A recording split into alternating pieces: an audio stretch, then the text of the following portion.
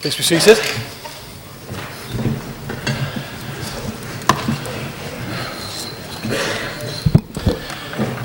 Good evening, everyone. Right. First of all, apologies.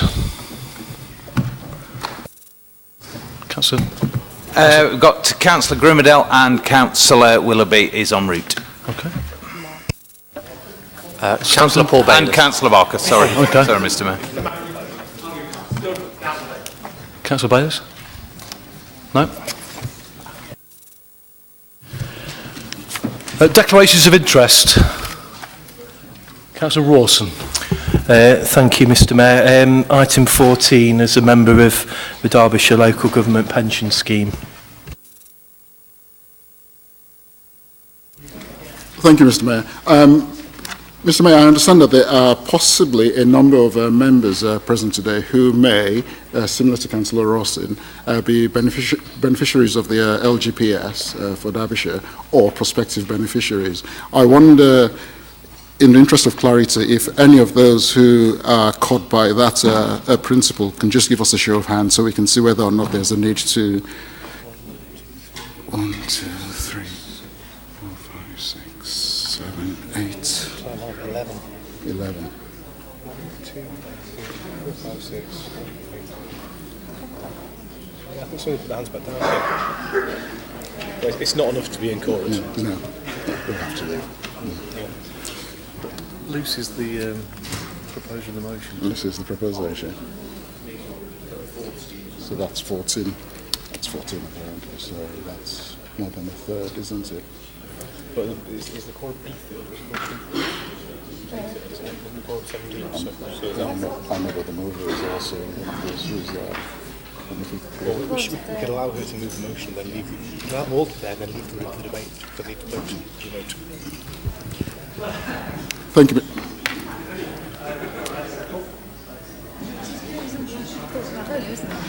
Don't worry, We'll deal with it. You do it. Yeah.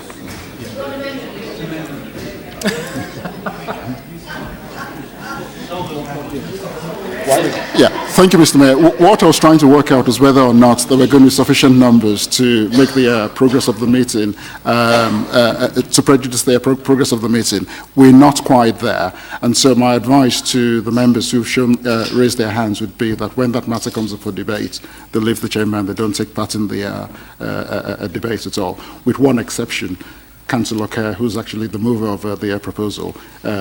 In that context, I'm quite happy to give her, provide a dispensation for her to be present, but she will then leave when the matter is voted upon as well.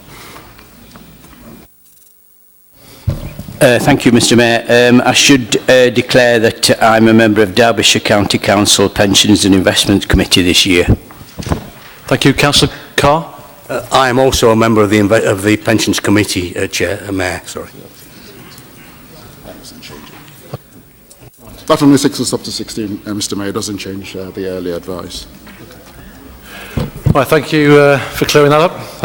Mr Mayor, on item 2, there are one or two other items.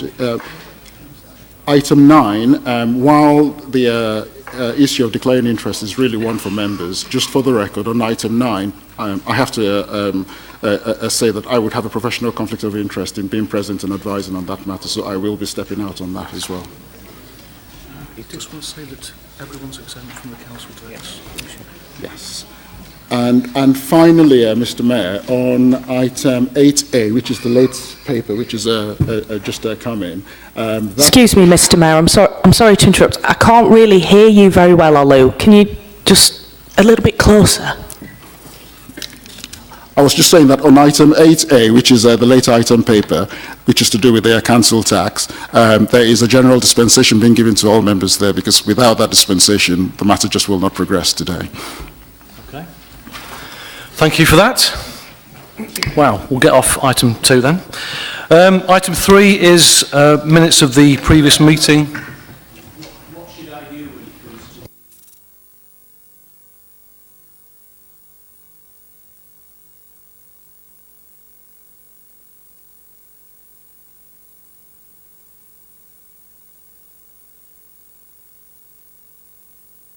your position will be similar to the other members, with the exception of Councillor Kerr. You'd have to leave. Councillor Kerr. Item 8A, which is mentioned, I'm sorry, I wasn't aware of it and I don't seem to have a copy of it. Do we have copies of item 8A? It's marked late item. You got that? It's been emailed, apparently. Well. And Claire's obviously bringing some round now.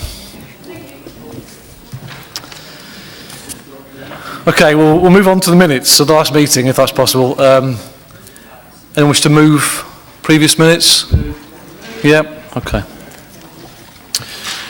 Right, announcements from the Mayor. First of all, thank you to anyone that endured my gig in February the 16th. It's raised just over £5,000, which is fantastic. Well, thank you very much. Thank you. I'm doing the 10K on the 15th of April. If you want to run the 10K with me, then please be my guest. There's quite a few people running already. I'm being locked up on the 20th of April. Exactly, hooray. With the Police and Crime Commission, I believe, among others. And that's already raised over £2,000, so there's a website, you can go on, thebiglockup.co.uk, and we're doing pretty well on that. The Mayor's Ball is definitely going to be a success and a sellout. We're almost sold out already. That's the 28th of April, so if you want a last minute place, please contact Wendy. Right, this is my last meeting as the Chair of the Council, so many thanks to everyone who's been extremely well behaved and very supportive through the year. And also, thank you very much for everyone's understanding over last Thursday, over moving the meeting. Obviously, it's caused inconvenience for some people. I appreciate that, but we did it in the interest of safety. Yeah, I think it's already been mentioned, the budget item will be taken immediately after questions to Council Cabinet members between items 8 and 9. Oops, right. Fellow councillors, this is the final meeting of our outgoing Chief Executive, Paul Robinson. Before he departs, before he departs for Worcestershire County Council. And it's with a very heavy heart that we'll be saying goodbye to Paul. Paul has worked for Derby City Council for 10 years, having first joined the authority as the Corporate Director of Environmental Services before his appointment as Chief Executive in 2015. In that time, he's earned himself a reputation as a straight talker and someone with a proven capacity to get the job done. Not only that, he's well known among council employees as an approachable and friendly face at the top of the organisation. Paul is someone with whom you can have a full and frank discussion. You can rely on Paul to provide honest and uncompromising advice, often accompanied by a wry smile. As Chief Executive, he's always shared our vision for Derby as a safe, strong and ambitious city, as well as the current administration's determination to support public services and the employees who deliver them. When Paul was appointed as Chief Executive, he was given the task of steadying the ship. He's been head of paid service in the most difficult circumstance that local government has ever faced, and through an unprecedented period of uncertainty. Paul inherited an enormously difficult financial situation, and in response he's helped the administration set balanced budgets and take decisive action to ensure that historic failures have been put right. While there remain challenges ahead, we're now in a much stronger position. I'm sure all councillors will agree that it is in no small part due to the stable support he's provided. Your influence has been so wide-ranging, Paul, that I'm sure every member could identify a part of the business where you've made a huge difference. But for me, I'm so grateful for the significant part you played in saving our museums, creating the trust and making them even better than before. Paul, on behalf of all of us, a huge thank you to you and the very, very best of luck for your future. Thank you.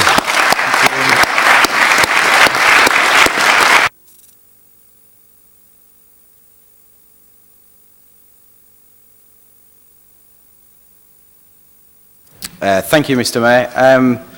As I said to you earlier, it's been an interesting 10 years. It's never been simple, but what I would like to say is a big thank you to all councillors, those that are here and those that are not. It's been fun working with you. It's been interesting in terms of trying to get to places and visions that people bring to the job. None of this would be possible without the team of staff that I work with. Christine, Andy particularly, have had to endure me for a long period. It's interesting to see Don back again. I started with Don, I finished with Don. There must be something about Don, I think. But it's great to see him again. I know that the council will be in safe hands financially moving forward. And I wish you all the best, and I'll keep an eye on it. It is the birthplace of my youngest son, so it'll always be dear to me. And, you know, I wish you all the best for the future, and thank you very much.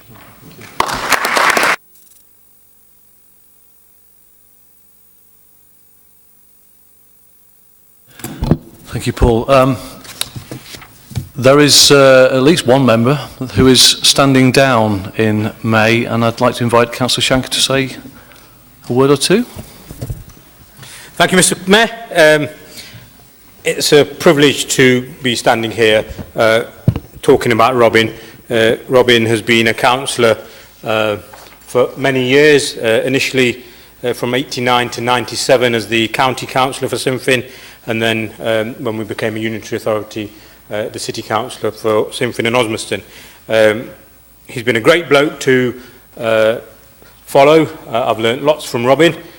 He's well regarded in the community of Sinfin and Osmaston for a guy who has given diligent service for many, many years. He was the mayor of this great city from 2002 to 2003. A very resilient bloke, probably sat on every single committee of this council over the years. And if you remember, back in 2011, on a holiday in Portugal, I believe it was, when Robin came back via air ambulance, unconscious, I threatened to shred his passport when he come back, so he could never travel again. But within months of that, Robin went back to Portugal to thank the lifeguards and the hospital staff that saved his life, probably. He's works unbelievably hard. For a chap who's retired officially from work, it's amazing how much work he does. I know as we work both together on the Sinfin incinerator inquiries, Robin literally worked day and night. And I don't say that lightly. There was days in the public inquiry when Robin would turn up on day one and not go to sleep, and he'd be there again on day two representing the case of the residents of Sinfin. So I wish Robin a long and healthy retirement. I'm not going to wish him a quiet retirement, because I'm sure we'll be using Robin to do lots of work for us in the coming months and years. So thank you, Robin, for everything you've done for Sinfin and Osmaston, and thank you for everything you've taught me also.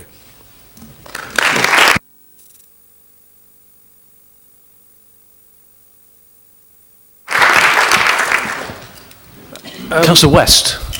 If you just hold on 1 second, Robin, please. Sorry, Robin, stealing your thunder.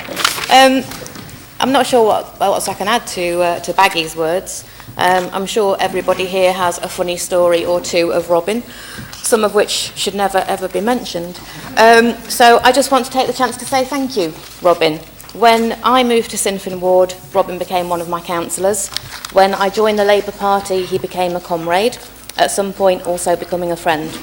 When I decided to seek election, he was always there to help with advice, campaigning, anything I needed, because that's what he does. Robin, I want to take this opportunity to say thank you from me as one of your constituents, and also on behalf of all the Osmaston and Sinfin residents that you have helped over the last 3 decades. It's been fantastic having you represent the area, working with community organisations, helping residents, and almost always doing it with a smile on your face. I would say the ward will miss you, but I hope you won't be too far away, and you'll always be welcome. Enjoy these next 8 weeks, and enjoy whatever life treats you to afterwards, though please stay away from the sea.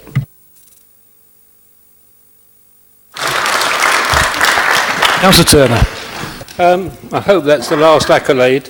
I want to emphasise that the work I've managed to do has always been with the support of my colleagues in the Labour group and in other areas and in other parties.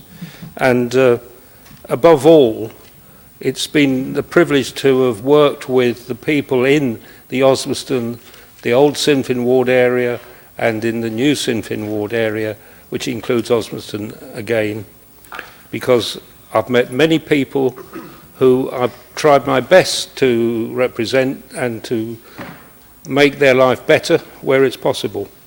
And I've had support from many people in the community, and that is where I have achieved a lot of satisfaction from doing that. So thank you very much, everybody. Thank you.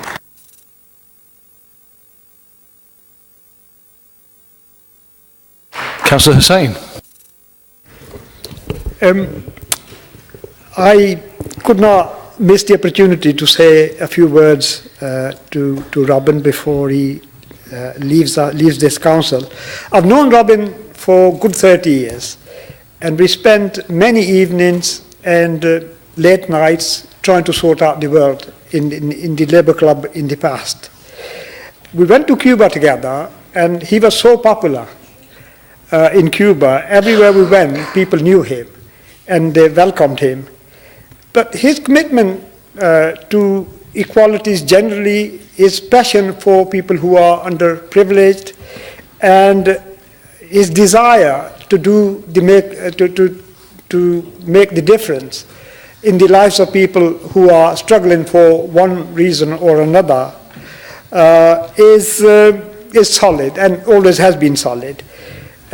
Robin has got some unique qualities. Sometimes it's difficult to describe them, but he's got a very unique way and very unique angle he finds for looking at things. And sometimes he surprises everybody in the group room when he tackles an issue or sees an issue from a particular angle, and sometimes I've found it difficult to follow him in terms of the logic that he is deploying to come to a certain conclusion. But everything he says is basically there to improve the world for everybody who happens to be living in Derby or in United Kingdom, or for that matter, actually, Robin is a world citizen, because his starting point always is, we belong to one planet, one Earth, and everything that we do affects us all, and everything that we tackle, we need to be looking at that angle. And he has been unstinted in his approach, in the way he sees things. And I wish him good luck with his future endeavours, and wish him well. Thank you.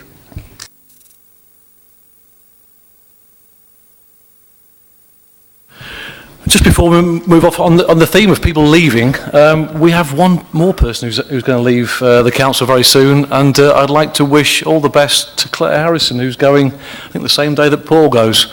So very disappointed you're going, obviously, Claire, because you've been so supportive to us. But we thank you for all your work over, what, 15, 20 years out? 15, okay, wow. Well, thank you very much anyway. Thank you.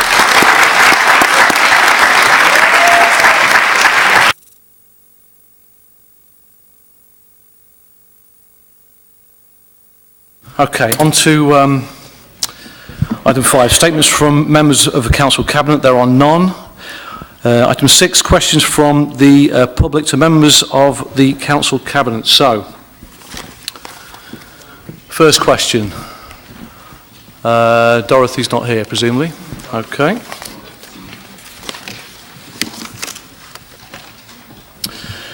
Mr. Gale, do you have a supplementary for Councillor Banwaite? I do, thank you. I thank Councillor Banwaite for his considered response. Irony is alive and well, after all. Let me give just 3 brief examples of questions that have yet to receive a proper response. On the matter of whether or not the Council's due diligence processes Mr. Gale, is this a question? The risk of money laundering in relation to the Friargate Square copper building. We need a question, please, Mr. Gale. Multiple prompts, no response. The question's coming, Mr. Mayor. On my question about which council representatives were present at a meeting on a luxury yacht in March 2015 with the Friargate Square developer and the University of Derby 3 weeks before a related planning application.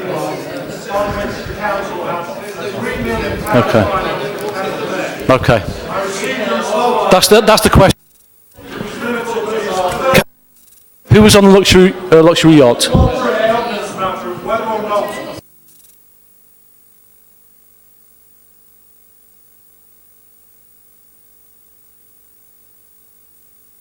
Do you want Councillor Banwaite to give you a response? Can I suggest that the council supplementary question? Mr Bacon, do you want to ask you a supplementary question? As well as ensuring, and I realise that this might be a bit of a stretch, that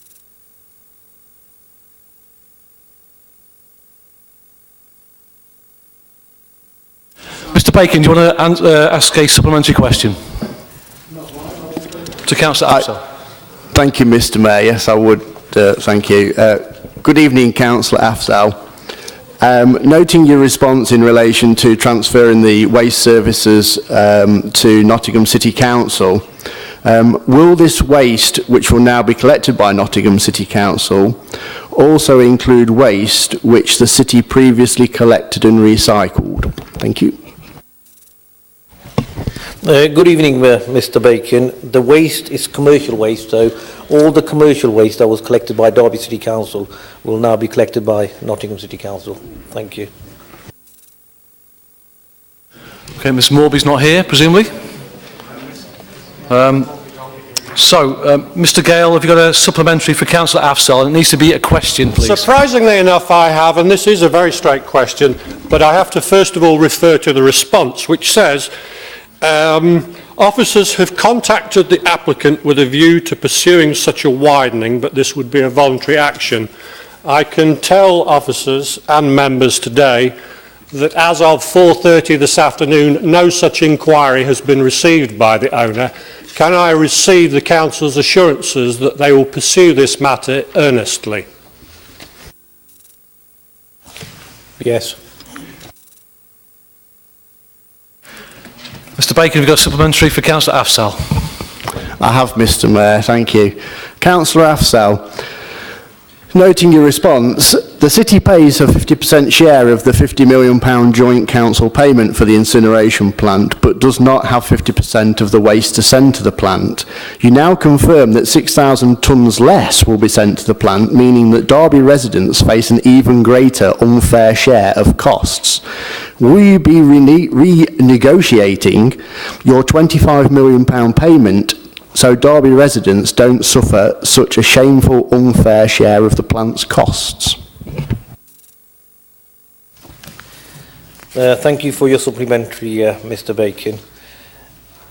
The idea is to have our commercial waste collected by Nottingham City Council, so it's a financial incentive for us, so it's not to waste our money or spend additional money. In the long term, this is going to save the council money, and that's why we've done what we've done. Thank you. Okay, item 7 is questions relating to Derbyshire Fire Authority or Derby Homes. There aren't any. So item 8, questions from non-council cabinet members. First one is Councillor Skelton. Do you have a supplementary for Councillor Russell? Yes, Mr Mayor. There are discrepancies. For example, the assertion that I make is based on Andy Smith's letter dated the 23rd of January 2018 to the Department of Education, saying that only 386 are outstanding, and this contradicts the figure that was given the following day, to the Scrutiny Committee of 562 in February the 13th. So can she explain the discrepancy, please?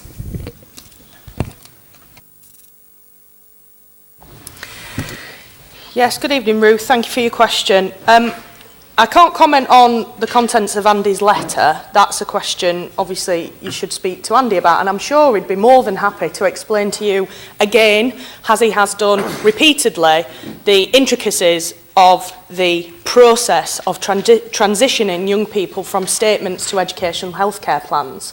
There are multiple stages, and children come in and out of the system on a daily basis, dependent on a whole host of factors, whether they continue to require an educational healthcare plan, whether they move into the city or out of the city, and whether their circumstances change. I need to be very, very, very clear here tonight. There has been no misleading of the Department for Education or any member in this chamber on the figures that we have provided, none whatsoever. And to suggest anything otherwise is bordering on libelous.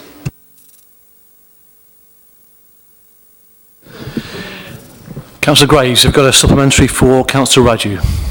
Okay, thank you.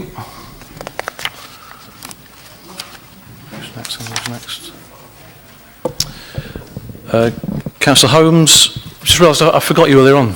Sorry. Apologies. Have you got a supplementary for Councillor Shanker? Yes, thank you, Mr. Mayor. In regard to both the 162,000 and the 825,000 projections, will the Cabinet member agree that the financial detail that has been carried out to result in those two specific amounts be sent to me and to the relevant scrutiny ONS body prior to the signing of contracts which fully commits DCC financially into delivery of the pool? I think it'd be quite useful, Councillor Holmes, if you just made a declaration on whether you support this ambitious project that we're delivering for the city. As regards to the figures are concerned and the business case is concerned, this project has been to Council Cabinet, which means it's been to Council scrutiny. You've had numerous opportunities to question and look through the figures of this project, the viability of it, and make any comments. I'm rather surprised you're bringing this up at the last Cabinet meeting, full Council meeting, sorry, before elections in May. If you genuinely want to understand the business case and the finances of the swimming pool project, I'm more than happy to share them with you and talk you through that. Mr. Mayor, under CP 65 then, if I can respond to Councillor Shanker. He knows my views. I've raised them several times at Cabinet and within the relevant scrutiny commissions. I am... Point of order, Mr. Mayor, if you'd allow me to respond. Just checking. You did invite me. Councillor Shanker, you know my views, and my position is, and our Conservative group's position is... Could you just give me a minute to just check the validity of the... Right of reply, personal explanation.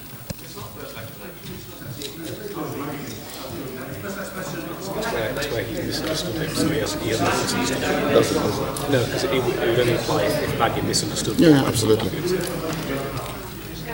Councillor Holmes, my reading of the Constitution, you don't have the right of a reply to the response from the Cabinet member. Okay. Councillor Harwood, have you got a supplementary for Councillor Afzal? I have, Mr. Mayor. Councillor Afzal, first I must inform you that I have visited Leicester also, and I spoke to the people that really matter, and that's the pedestrians. And I can tell you here and now that none, absolutely none of the pedestrians that I questioned were in favour of cyclists in a pedestrian area. Now, in view of your reply, Councillor Assad, I want to ask the question. You state that the police will be responsible for dealing with any cyclists using St Peter Street after 10 o'clock and before 5 o'clock. Does that mean, Councillor Afzal, that the police will be in presence in that area 7 days a week between 10 and 5? No, Frank, no. Councillor Poulter, do you have a supplementary for Councillor Shanker? I do, Mr. Mayor. Thank you, Councillor Shanker, for your reply. Can I take it then that details of the training course completed and a copy of the letter will be made available to the next Standards Committee meeting? Thank you. I'll seek officer advice on that, Councillor Poulter, and if that's appropriate, I'm sure it will be made available.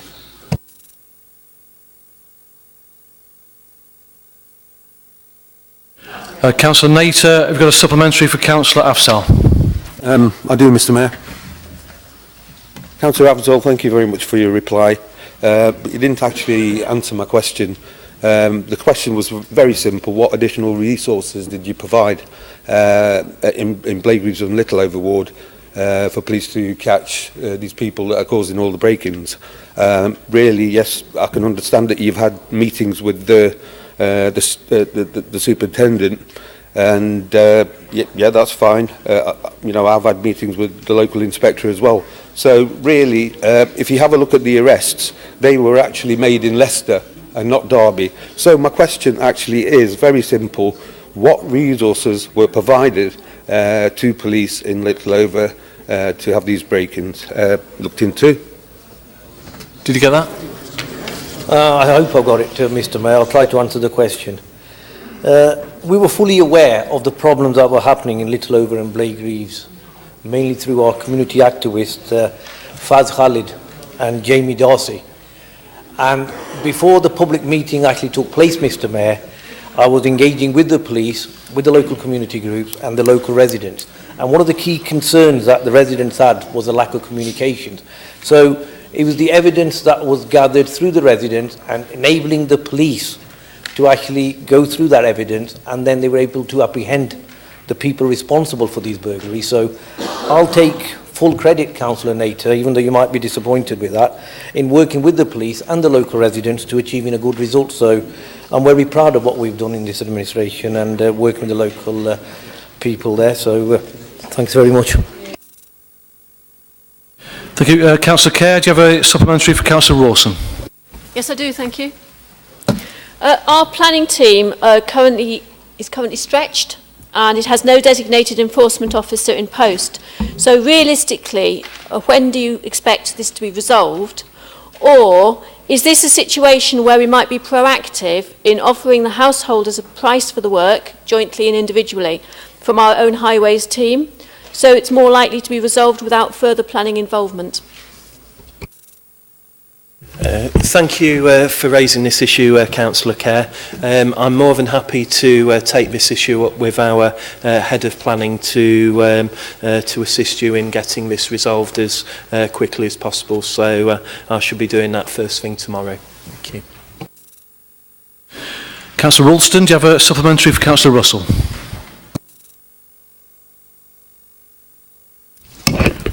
Thank you, sorry.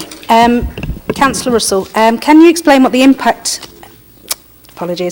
what impact has the rush to complete the educational healthcare plans had on the staffing, and also just to let you know that the educational healthcare plan conversions was what I was asking about, not the new ones and not the refused to date, as well as the refused to date and not the new ones. So it's the conversions that I was asking for the numbers. I'm sure you'll be able to get them to me at some point, but I'd just like to know if you're definitely going to be on track to finishing all the conversions on the deadline of the 1st of April. Thank you.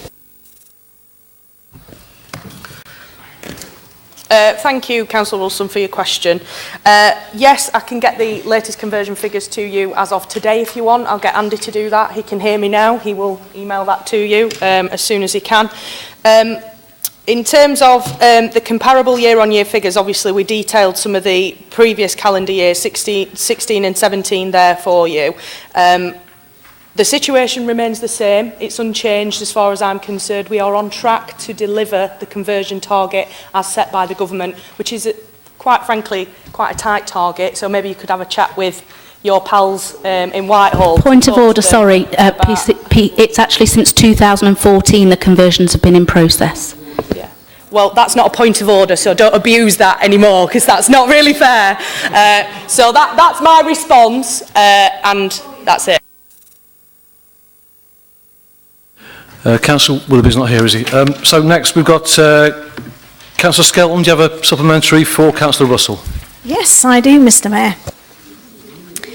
Right, I did ask for 2 sets of figures, but they haven't been provided. But what we do know is that the January 2018 figure that you've given is actually not in alignment with what other figures you've given for that date. For example, on the 23rd of January... What's the question, Ruth? I'm just coming to the question. Andy Smith reported 386, and the next day, 24th of January, Councillor Russell reported 644 still to do. So that's 258 discrepancy. So again, I'm asking, please explain the discrepancy, and no flannel this time, please. Ooh, well, that's me told, isn't it? Look, Ruth, I don't know how many times to explain this to you. I'm really struggling to put it in any other terms than the terms I have repeatedly explained it to you. Andy has sat down with you and explained to you the different processes that are involved, and the conversion figures have always been consistently provided. They reflect the reality of the situation. There are different levels whereby the numbers are recorded to reflect how many are out with parents, how many are yet to be converted, how many have come back in and need to go back out to educational providers. They are complicated figures. If you want the full data, that is what I've provided to you in this question, the amount of conversions left per month. If you want any further information, Ruth, please come and speak to me. You don't have to wait for full council to put on a little show about young people in this city. Really important stuff, Ruth, so come and speak to me.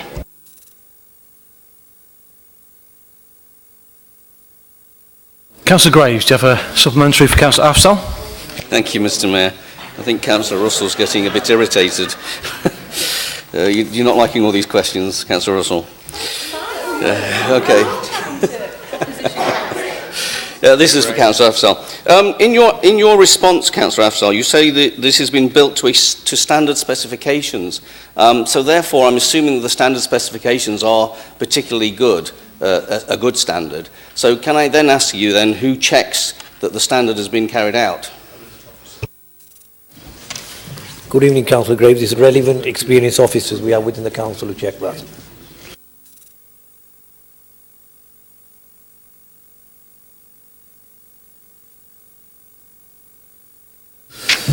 Councillor Kerr, do you have a supplementary for Councillor Afzal?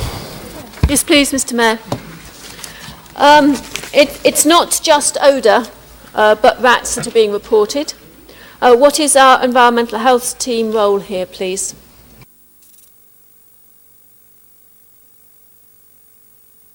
Can you repeat the question, Lucy, please? It's not just odour that's been reported, but also rats. What is our environmental health team's role, please? Good evening, Councillor Kerr. Our role is to catch the rat, and that's what I'm hoping we're going to be doing. Thank you.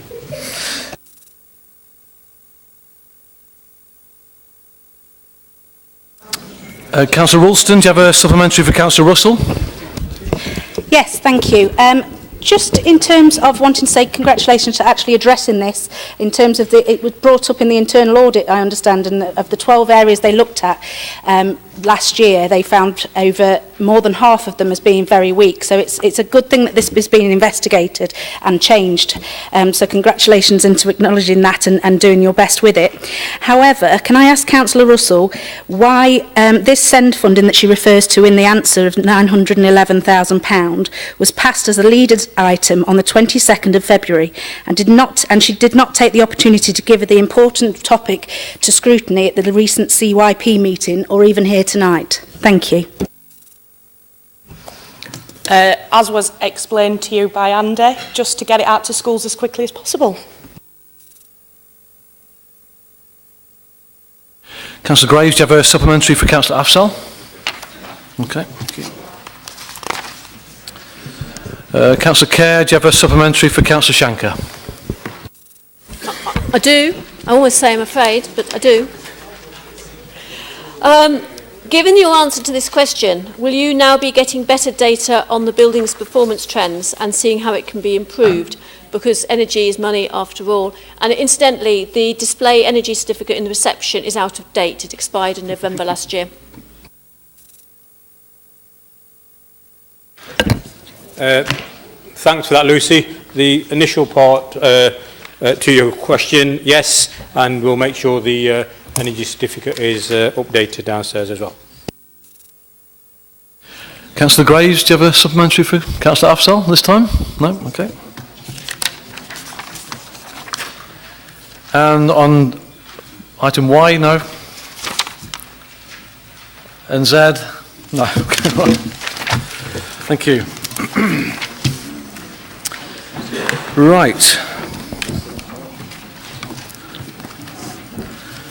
So this is the late item.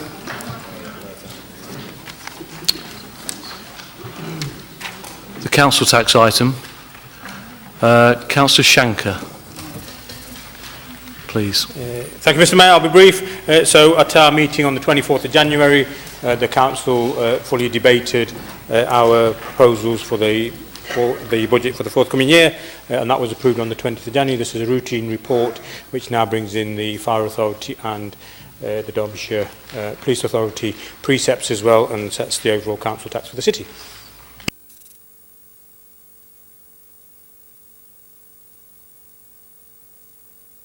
By law, we need a recorded vote.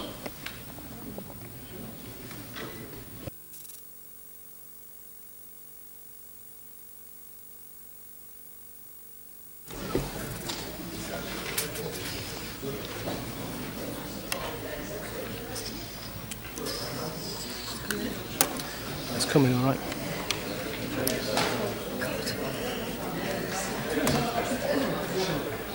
It's frozen on us. Does the system automatically record that then? No, but we do.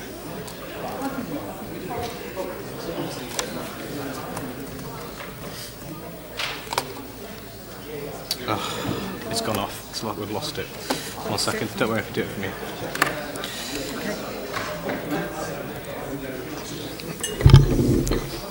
Apologies, councillors. Would members please indicate whether they are for or against the recommendations as I read out their names? Councillor Afzal. Councillor Anderson. Councillor Ashburner. Councillor Banwaite. Councillor Barker, it's not here, sorry. Councillor Bolton. Councillor Kerr. Councillor Carr. Councillor Dinser. Councillor Eldred. Councillor Evans. Councillor Froggatt. Councillor Graves. Councillor Harwood. Councillor Hassel. Councillor Heselgrave. Councillor Alison Holmes. Councillor Matthew Holmes. Councillor Hudson. Councillor Hussain. Councillor Ingle. Councillor Jackson. Councillor Keith. Councillor Jahangir Khan. Councillor Shiraz Khan. Councillor Marshall. Councillor Nater. Councillor Nawaz. Councillor Pegg. Councillor Potter. Councillor Poulter. Councillor Raju. Councillor Rawson. Councillor Repton. Councillor Ralston. Councillor Russell. Councillor Sandhu. Councillor Shanker. Councillor Skelton. Councillor Smale. Councillor Stanton. Councillor Turner. Councillor Webb. Councillor West. Councillor Williams. Councillor Winter. Councillor Wood.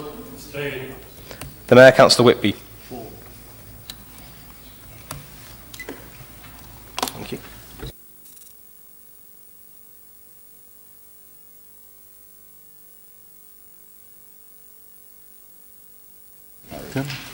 That's carried. Item 9 is designation of statutory and proper officer roles, and I think Olu needs to, and Christine, make themselves scarce. Arrange it. Martin.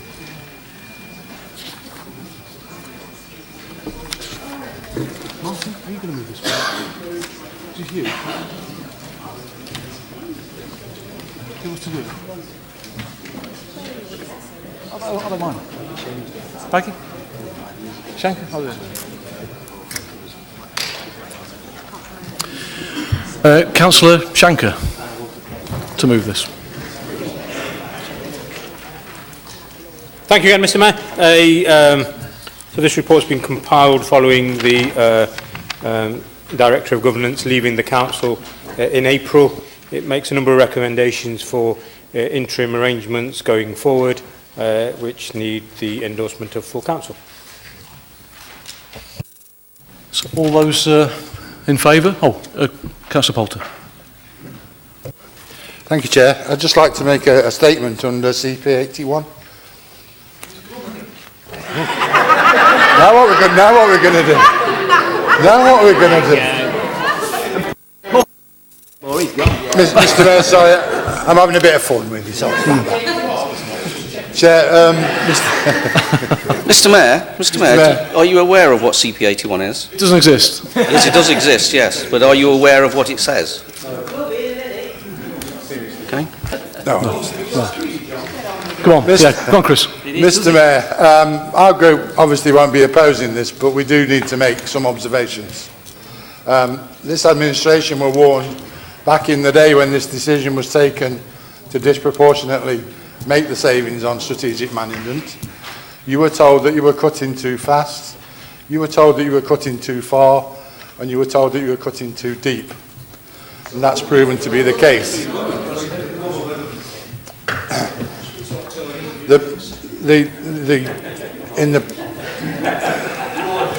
In the fullness of time, Mr. Mayor, some order, please. Order, please. Go on. In the fullness of time, this has proven a very unwise and not clever to crow about having one of the smallest strategic teams in the country. Some of the serious consequences have been many, and these are just some of them. The remaining senior officers were seriously hampered in their dedicated and determined efforts to make this council work.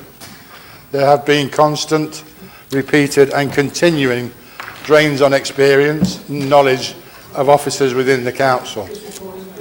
There have been...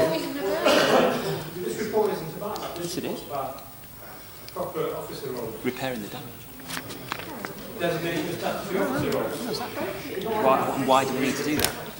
Can I carry on, Mr. Mayor? Yes, you can.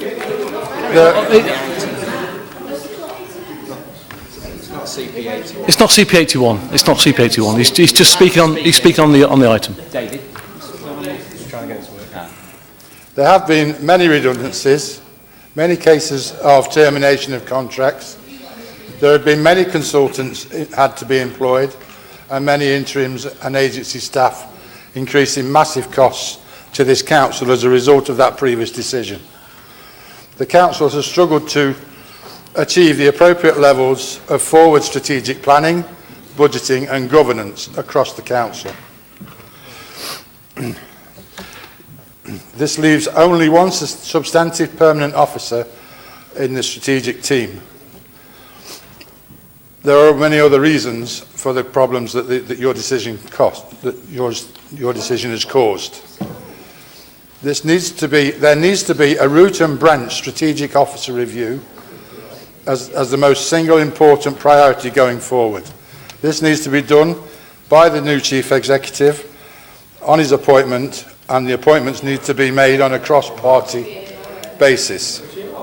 And these matters need to be dealt with as a matter of urgency to put this council back on track and help the City of Derby go forward. Thank you, Mr. Mayor. Okay. Can I have a seconder? Councillor Russell, you going to second it? Thank you. Right, in that case, we'll vote. All those in favour?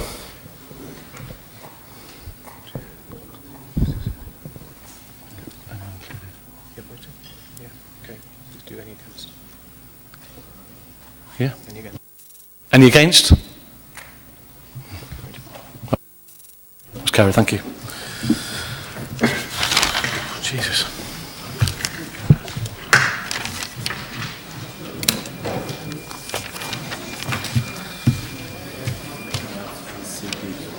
Oh, yeah. Thank you. We'll wait for Olu.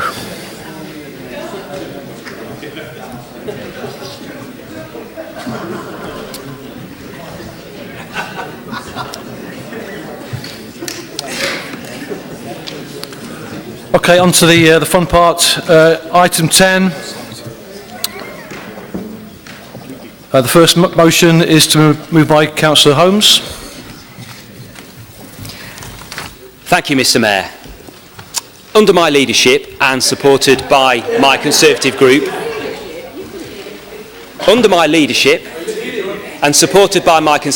colleagues, I've made it clear on many occasions that we are committed to transforming the governance and transparency of this authority. This is because, despite the hard work and best efforts of staff across the council, under Labour control, Derby City Council has become broken and dysfunctional. For too long, Labour have pursued their own political agenda rather than consider what is best for the city and its residents. None of us should ever forget that we are public servants elected to deliver what is best for our city, not our political party. I believe, and have seen it happen across all political parties, that a leader and cabinet system can exist at times in a bubble, not only isolating the majority of opposition councillors, but also councillors within the controlling party that are not part of that all-powerful cabinet. Labour formed an administration in 2012 and moved quickly to impose oppressive political control at every level. Audit reports, findings and the ongoing exit of senior staff clearly demonstrate, in my view, that is the case. Over time, this has significantly contributed to create a dysfunctional organisation and, crucially, a breakdown in public confidence in the political administration, the council and ultimately all councillors. We cannot continue the way we are, and only a fool would believe that this council hasn't lost the confidence of the public. Quite frankly, whoever's in control or leading this council after the May's local elections needs to accept things cannot go on the way they are. We must radically change the way that political parties work within this authority to form and deliver local policy and provide local services. We have to accept that, whether we elect by thirds or all out, Derby is currently a politically fractured city, and it's highly likely that landscape won't change anytime soon. We must see an end to decision-making focused on political outcomes. The public not only want this, but are demanding it. Labour, Conservative, Lib Dem, UKIP and Independents must accept, compromise and face facts that we have to be willing to work together in a way that is meaningful for the good of the city and for the areas where we are all elected. I believe, and I've said it many times before, that Labour's current approach to running the council has been the primary cause of the damaging breakdown in positive cross-party working between political parties, something which is vital in any properly functioning council. Now, the current leadership in its cabinet have regularly demonstrated closed minds beyond what is reasonable and don't adopt recommendations that would result in them being seen to change a decision or a direction as a result of the opposition, regardless of the merits. The Conservatives believe that Labour's leader and cabinet approach to governance is no longer fit for purpose in Derby. We think the public agree, and we want them to understand there is an alternative. During my budget response speech at last full council, I said that we, the Conservative group, would be proposing radical measures to present a way forward that will wipe the slate clean and offer a new start for Derby. We believe that moving to a committee-based system would offer that. Now, I was disappointed but not surprised to read that the Labour leader, no, sorry, not the Labour leader, the Cabinet Member for Finance and Governance, Councillor Shanker, be so predictably negative towards our well-considered proposal, without even considering what the public may want and being open-minded to the debate.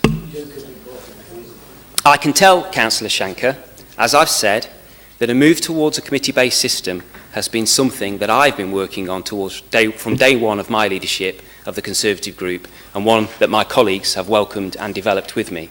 This isn't a whim. It's a well-considered approach that we believe the public not only will support, but are desperate to see.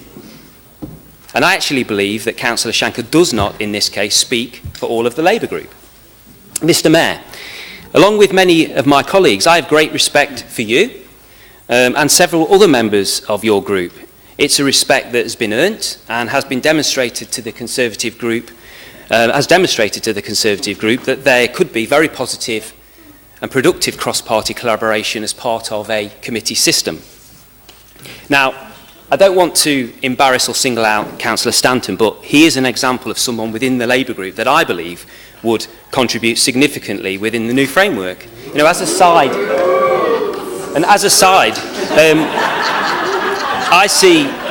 I actually see potential leadership in you, Councillor, and I genuinely genuinely listening to you. When you speak, I listen, because even when you don't agree with him, he's intelligent and has substance, and he's somebody, and he is somebody that I personally would gladly work with far more closely within a cross-party committee system. So given the opportunity, he, as an example, has a lot to offer, as do many councillors in this chamber, who under the current system may, through circumstances, even as a chair of the executive committee, be outside of the current leadership and cabinet system. And I think that's actually a great shame. And Councillor Anderson, I've worked with him on planning. And we've... Mr. Mayor, we've quite often in all seriousness, we've quite often discussed a wide variety of issues, and I'm sure many of my colleagues have.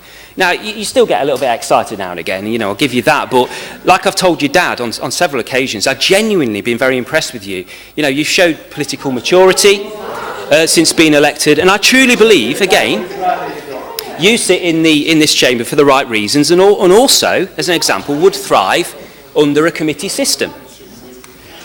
Councillor, I could go on, and well, the jury's out on that one. I mean, I could go on, but I genuinely apologise if I focused on Jack and Dom unfairly, and you're not appreciative of my praise. But I hope you, I hope you understand. I hope you understand the point I'm trying to make. So, this is our opportunity to form a new way of working that won't remove our political identity. And it will still allow the leading group in administration to pursue their electoral mandate. But it will allow us to, well, not allow us actually, I think it will demand us to work together. And that's the most important thing to deliver for this great city. A committee system following a suitable preparation and transition period will give all councillors, regardless of political party, you know, a greater say in the council's priorities and every aspect of how decisions are made. It will also allow formal engagement with partners across the city and the public to bring them in as part of the decision-making process. I mean, look at how valuable the contribution is with the independent members of the standards regime, and imagine how that working principle can be part of a committee-based system. Each committee created would cover specific areas of council services and, as I've said, include members from all political parties to deliver a new era of openness, transparency and to bring about truly meaningful engagement with the public. I urge Council to keep an open mind and consider embracing a new approach and support our motion as printed. Thank you.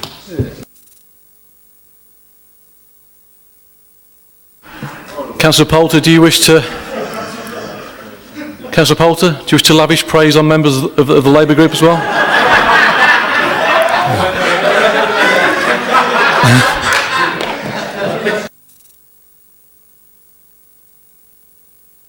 In that case, Councillor Repton. Interesting, isn't it? Flim, flam and flattery from the Blue Fox to try to divide this group, but it simply won't work. Mr Mayor, over the 30 years I've been a councillor, I've experienced both the committee system of governance and the cabinet system of governance. 15 years of the committee system from 1987 to 2002, 15 years of governance since 2002 of the cabinet system. Between 1987 and 2002, the system of committee governance combined with yearly elections frequently led to indecisiveness, uncertainty and timidity. Decisions were often fudged, delayed and kicked into the long grass. The Conservatives would like to take us back to the old discredited committee system, viewing it through opportunistic rose-tinted spectacles and through a lack of understanding and experience of the way in which it operated. I also believe it's a myth that the old committee system delivered more effective governance with greater and better scrutiny. The timing of this motion is very suspect. Sadly, one can only conclude it's driven by pure opportunism and mischief-making. I also have to conclude that the Conservatives, just like with the Richard Smalley's nomination papers that we'll discuss later, they seem to have collective false memory syndrome.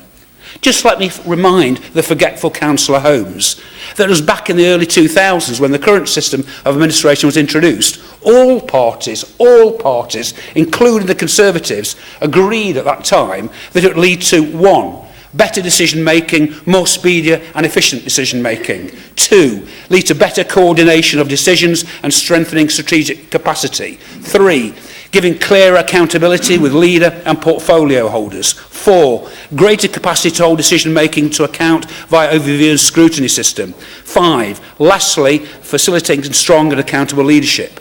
The Conservatives agreed with it at its introduction, so much so, when they came to power shortly afterwards in 2003, they adopted it lock, stock and barrel, and seemingly have supported it for the last 15 years. The hypocrisy is that despite them having an overview and scrutiny system, they rarely use it as they should, and choose instead to make their contributions at full council to showboat and grandstand for pure party political purposes. Since Labour came back to power in 2012, we have looked at the current system. We decided that the success of the strong leader model relies on effective overview and scrutiny, and as a result, changes were made by this administration in 2015 that significantly bolstered the role of scrutiny. Since those changes were made, 118 O&S recommendations were actually made, 109 were accepted by Cabinet, 92%. In 2016-17, 50 recommendations were made to Council Cabinet by ONS, all but 2 accepted, 96%. Residents, businesses, partners have clearly demonstrated a desire for greater stability and more strategic direction and consultation on changing the electoral cycle. As with the rejection of all-out elections every 4 years, moving to the committee system will be another retrograde step backwards for the city, merely to satisfy the self-interest of the party opposite. The Conservative group in particular have shown no inclination to involve themselves in the overview and scrutiny system during the budget process, preferring to score cheap political points at full council. The committee system was outdated 15 years ago, and remains outdated and no longer fit for purpose. If the Tories were really interested in accountability and good governance for the city, they would have joined us, other political parties, the business community and the public in supporting and voting for this administration's proposal to adopt 4 yearly cycles for local elections. But what do? They scuppered it. Sadly, they're like a bunch of Jacob Rees-Mogg clones, trapped in the past, preferring the 1950s to the present day. They're out of date, out of touch and out of office. Long may that status quo remain. Thank you, Mr.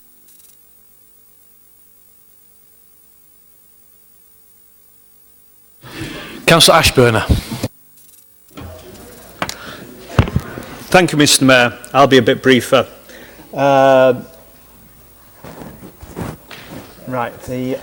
Having spent 1 year as on the committee as a councillor under the committee system, I heartily support this motion. Under the committee system, there was far less politics than currently, and councillors from different parties worked together better for the benefit of the people of Derby. Thank you. Councillor Eldred. Thank you, Mr. Mayor. I have to say I'm a bit disappointed, Matthew. I thought that we got along and that you liked me, but obviously I didn't make it onto the top 3 list. Maybe next time, eh? I have to, particularly seeing as there are 2 points that you made in your speech, which I really agree with. I think, firstly, the idea that we are public servants and have to do what's best for the city and should do what's best for the city and not for our individual political parties is absolutely correct. And you also said that we have fractured politics in this city and that we need to do something about that, and I totally agree with that.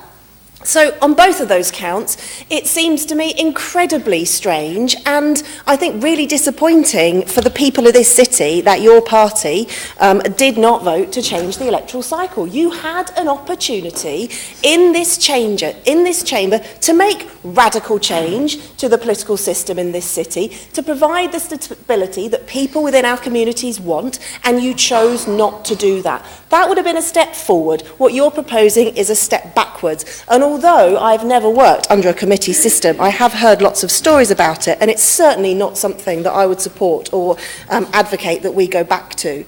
The reality is that having elections 3 years out of 4 is why we have a fractured political system in this city. It is very hard for any administration to put in place a long-term strategy and a long-term vision for the city and for the people of Derby. And it is only by changing that electoral cycle that we'll be able to do that, not by moving backwards to some old-fashioned notion of everybody having a talking shop and having a say.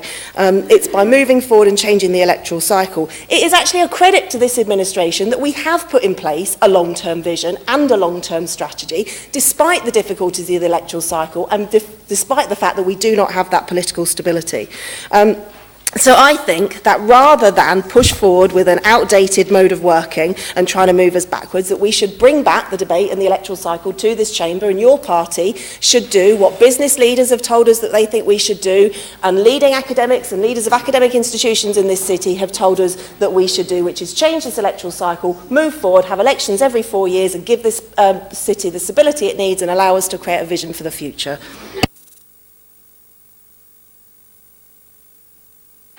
Councillor Dinser. Thank you, Mr. Mayor. Councillor Holmes, I commend your efforts to persuade the Chamber to support your resolution. The only 2 bits I commend is the bit that you try to persuade 2 of my colleague councillors to support you by pouring platitudes on them. However, the contents of your resolution and the rationale you've given to provide greater transparency, more openness, and better dialogue between the different members of the different party as councillors is totally unfounded and actually misleading the public of Derby. Councillor Ashburner's contribution, short, brief, and I think misguided. I think he said 1 year he spent on the old committee system. I spent about 10 to 11 years under the committee system. So I understand what it was like. And if you think there was far less politics in that system, Councillor Ashburner, you again are misguided in terms of that situation. The reality was, under the old committee structure, if you had majority control on the council, you controlled every committee, and the decisions were voting by, you're putting your hands up, and the majority controlling group got everything they wanted in probably the same way it happens now. The scrutiny was probably far less because the debate in those committees, you can say what you like, but at the end of the day, the voting made the difference. I don't know how that provided more transparency, more contribution from wider members of the chamber. It also it's strong to say that the current system is flawed. If you don't like the policies of the controlling group, there's one way you need to do that. Persuade the people of Derby to vote for the policies that you stand for, and then argue them and deliver them through this chamber and through the council. That's the way to do it, not to go back to an old, discarded method of committee structure which did not give any of the things that you claim in your resolution. The transparency provided by the scrutiny and overview structure, as you indicated, does allow engagement and contributions from all members who are members of that overview scrutiny commission. And there's some good constructive debates that go on. And they're really good. And they actually, as indicated by Councillor Repton, the recommendations that come from those actually are taken on board by the executive of the council. Very few are rejected. So if you're talking about transparency and contributing to improving the services and delivery of council work, what better way is there than that? It certainly is not the old discredited committee structure. That did not allow you to do that. And I'm not sure, Councillor Holmes, whether you experienced the old committee structure. Did you? No? Oh, I see. And maybe how many of your colleague Tory Conservative councillors, I think there are four. There's four in the chamber. I know John did, Roy, Robin, and Yvonne. Four of the ones who are actually supporting this proposal. We've got 7 in the Labour group who also experienced the old committee structure. The Liberal Democrats got 3, I think 2 or 3. We know what did not work with the committee structure. We know that government, central government, agreed with that. They want more effective, efficient decision-making by those who are in the majority controlling group. And if you didn't like that, you voted them out at the elections. That is a fair and transparent way of doing things. Until then, you get the job done in a quicker way. And your efforts to actually show or persuade the people of Derbyshire that you will provide more transparency, more constructive dialogue through this resolution is unfounded, misguided, and inappropriate to be brought to this chamber. Councillor Graves.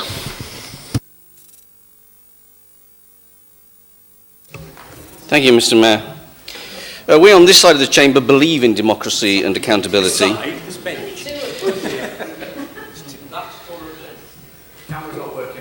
It is.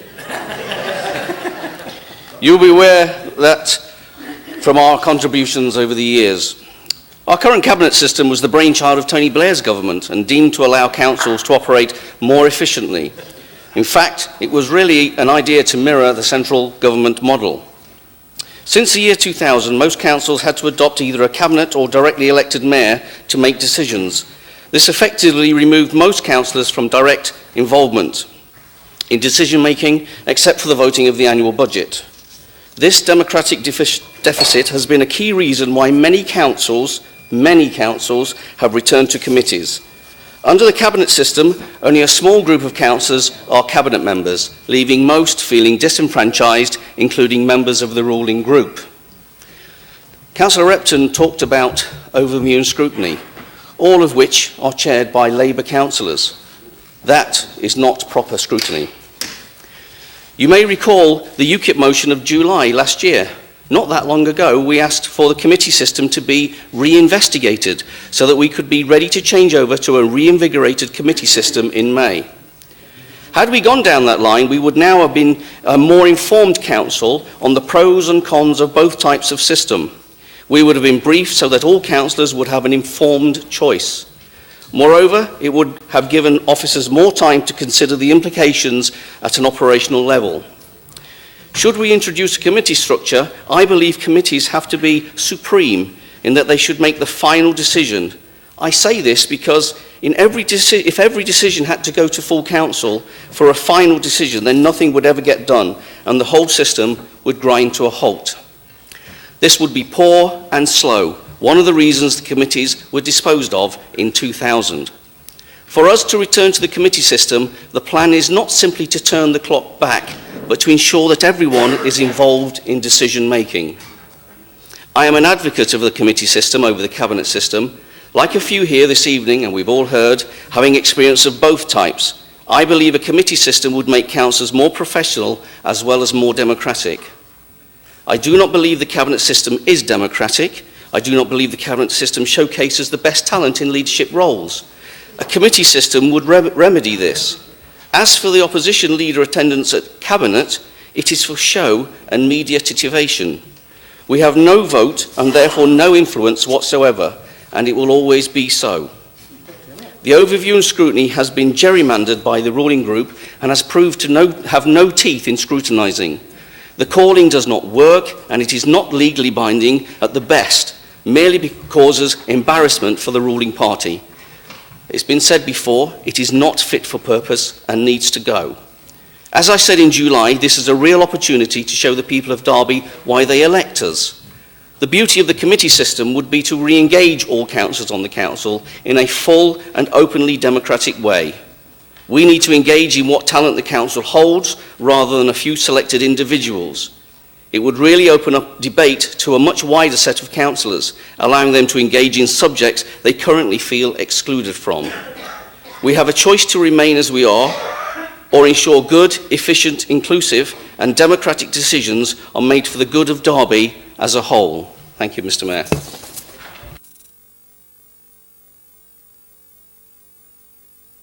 Councillor Stanton. Well, Mr. Mayor, I blush, unfortunately. I wasn't going to speak on this, but I'm moved to do so. Flattery will get you everywhere. I'm afraid you may be disappointed, Matthew. I'm sorry.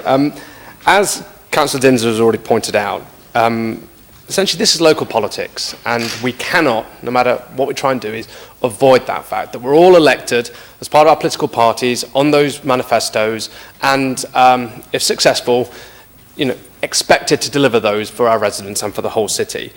Whether it be a committee system or a cabinet scrutiny system, Widdicombe would still apply, and those with the votes in the room, like with everything else, would eventually have that say. So as much as it may change the nature of that debate can still happen, but it's votes in the room ultimately. And in terms of the governance, I think one thing that came out quite strongly of our peer review earlier on in the year was there's a great need in Derby for strategic, dynamic leadership. And I honestly believe that a return to the committee system would dilute that and often leave us without that dynamic leadership that a cabinet and leader way of executive allows us to do.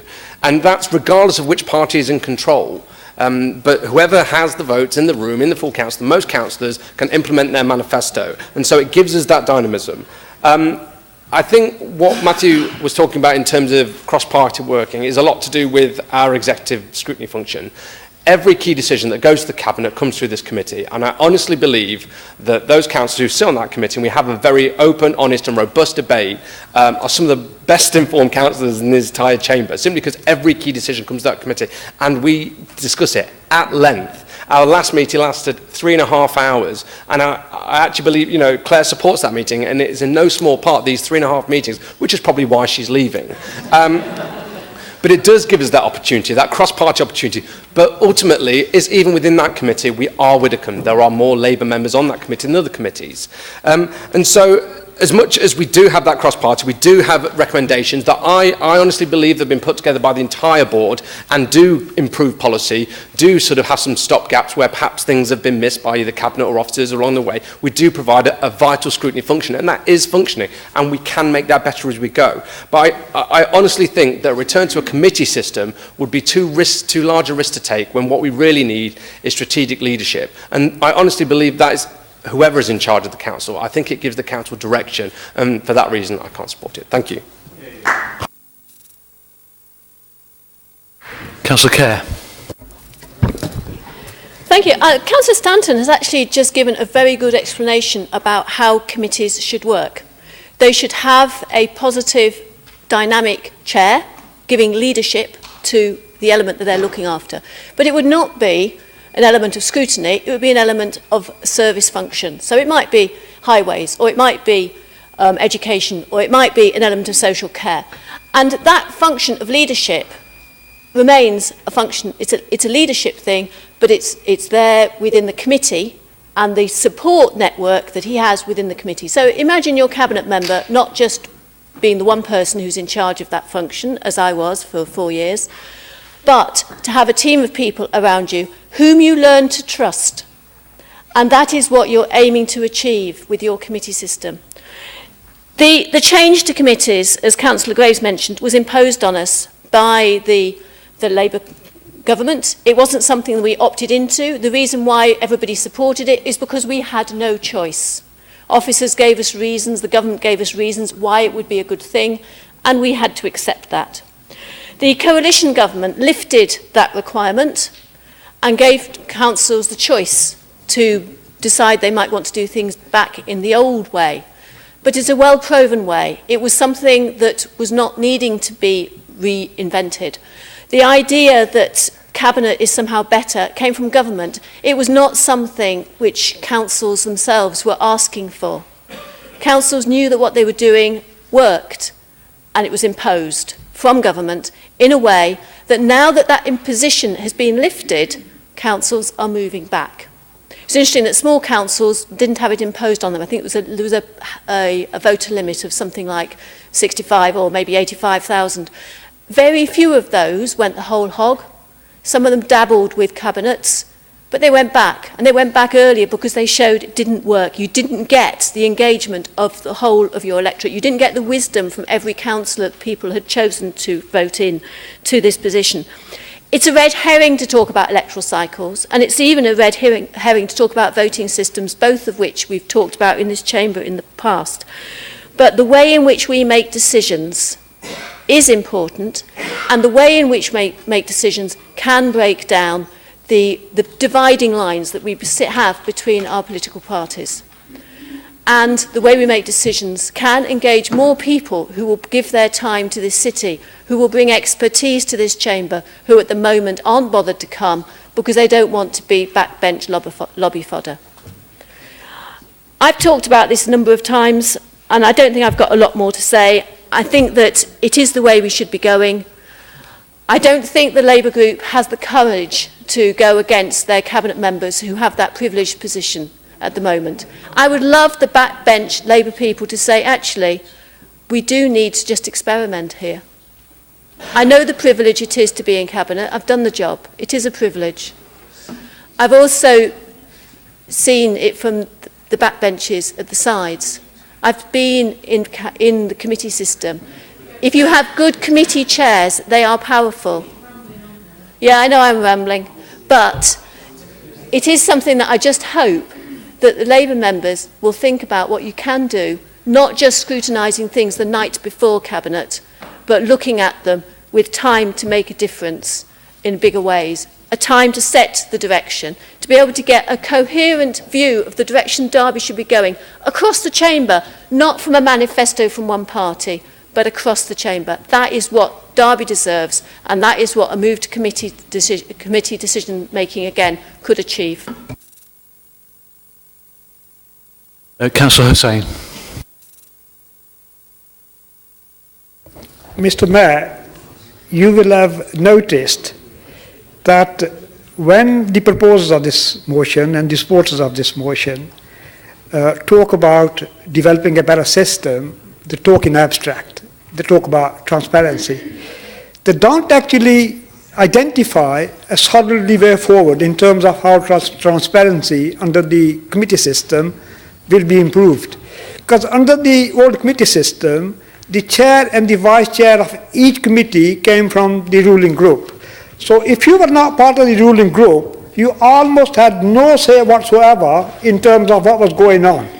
Now, in terms of scrutiny, I think it was a welcome step by which the Labour government took to bring in scrutiny, and that was a huge leap forward in terms of making the council's work more transparent, because although the Tory government has committed, but when the scrutiny system first came in, as chair of Health and Social Care Commission, I was able to get my colleagues from the health department regularly to come and give me report as the chair of the scrutiny commission before they took any effective action.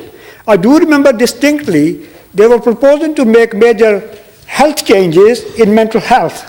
And what they did was they took the decision first and then retrospectively brought it to the scrutiny commission.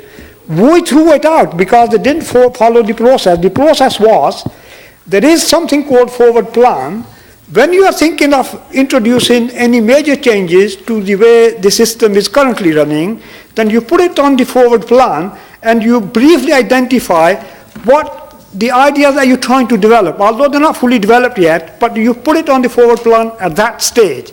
So everybody knows at least 2 or 3 months in advance what is in the pipeline. Now, with the committee system, it was always a surprise. And the other thing was, I mean, you could actually have 7 committees, 6 committees. I think in my days, when I first got on the council, we had about 8 committees.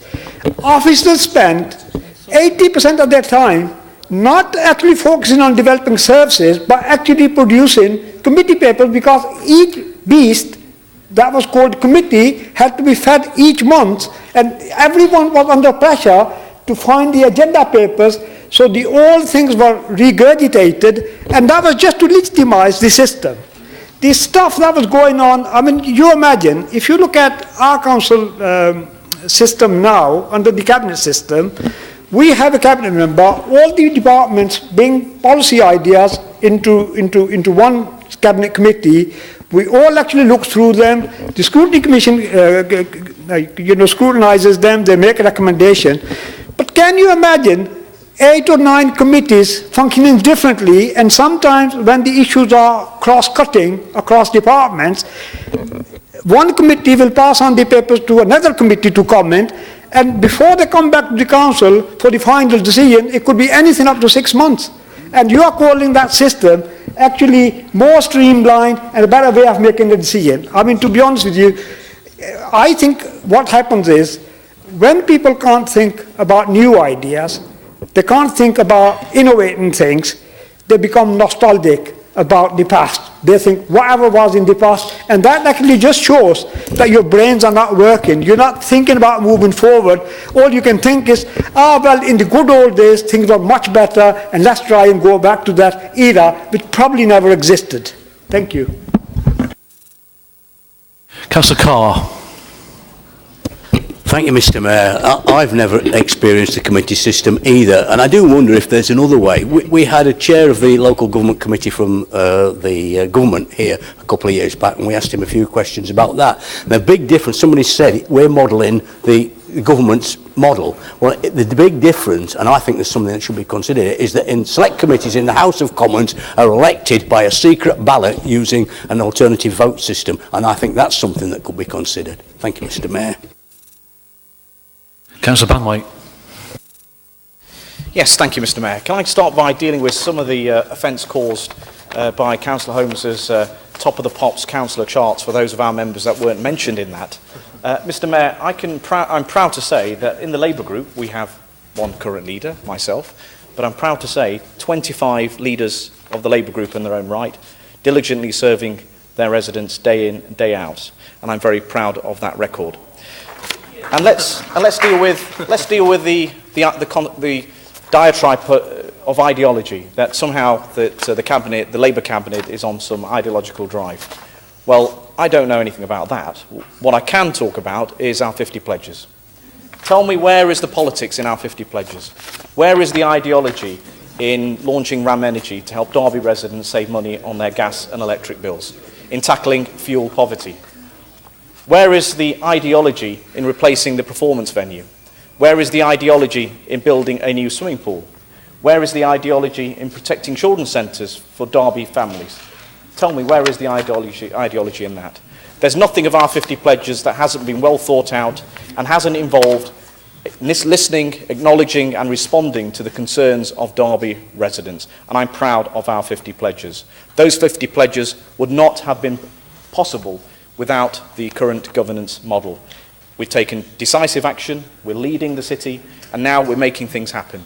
Just recently, we are proud to say, as a city, we have the best foreign investment strategy in the country, Mr. Mayor. Second in Europe in the small cities category. That's not happened under the committee system, that's happened under the current governance model, Mr. Mayor. And again, this Labour group is proud of making history there. If there is ideology, it's in this right-wing Tory government, sat in London, decimating public services, dismantling the welfare state, destroying the lives of the people of this country, Mr. Mayor. That's where Councillor Holmes should be directing his attack. I wonder if he's written to Mrs. May, the Prime Minister, to say that clearly their governance model doesn't reflect the needs of this country. I'd like to see evidence if he's written to the Prime Minister. If he has, then possibly we will consider things if the Prime Minister feels that actually devolving power to the rest of Parliament would address the needs of this country. I don't think he's done that because, again, this is pure political gesturing and hypocrisy. So let's deal with the facts. In this motion, this shabby motion on the back of a fag packet, Councillor Holmes, Mr. Mayor, it says, and I quote, in terms of empowering front bench members, this will give all councillors, regardless of political party, a greater say in the council's priorities and every aspect of how decisions are made. Now let's deal with the facts, not rhetoric. Let's look at the Lib Dem administration's record of 2008 and 10 in terms of the details. Councillor Repton gave a good overview, but let's go into some of the numbers. Scrutiny members had the opportunity, under a Liberal Democrat controlled cabinet, to consider five reports before they were considered by Council Cabinet. Across those 5 reports, scrutiny members made a total of 9 recommendations. Of these 9 recommendations, a total of 4 were accepted by the Council Cabinet under the Liberal Democrats. On average, scrutiny members were able to pre-scrutinise a Council Cabinet report once every 4 to 5 months, and 44% of those recommendations were supported by the Liberal Democrat Council Cabinet. So I don't think that's particularly an impressive record there, Mr. Mayor. But let's look at the Tory record. The Conservative-led administration from 2010 to 2012, scrutiny members had the opportunity to consider 5 reports before they were considered by Council Cabinet. Across those 5 reports, scrutiny members made a total of 11 recommendations. Of these 11 recommendations, none were accepted by the Conservative Council Cabinet. On average, scrutiny members were able to pre-scrutinise a Council Cabinet report only once every 4 to 5 months, and 0% of those recommendations were supported by the Tory Council Cabinet. So, Mr. Mayor, let's come on to this administration. Post-scrutiny changes 2015 to present. Scrutiny members had the opportunity to consider 279 reports before they were considered by Council Cabinet. Across those 279 reports, scrutiny members made a total of 118 recommendations. Of these 118 recommendations, 109 were accepted by the Council Cabinet. On average, scrutiny members were able to pre-scrutinise 8 to 9 Council Cabinet reports every month. That's 92%. Okay, thank you. Thank you. Thank you. Thank you. Councillor Poulter.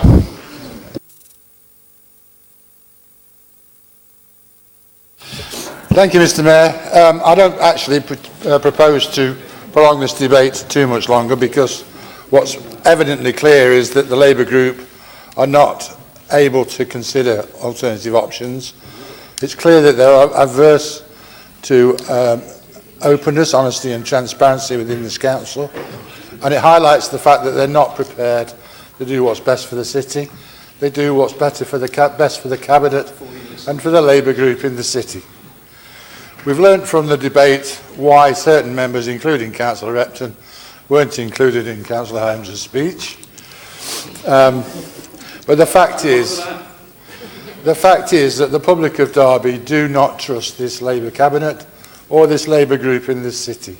There's nothing that they've done in running the city down that convinces them that they should be re-elected next year, and the public will have their say on which system they would like to see going forwards. Ultimately, it's not possible to rely on figures in relation to how many recommendations were accepted.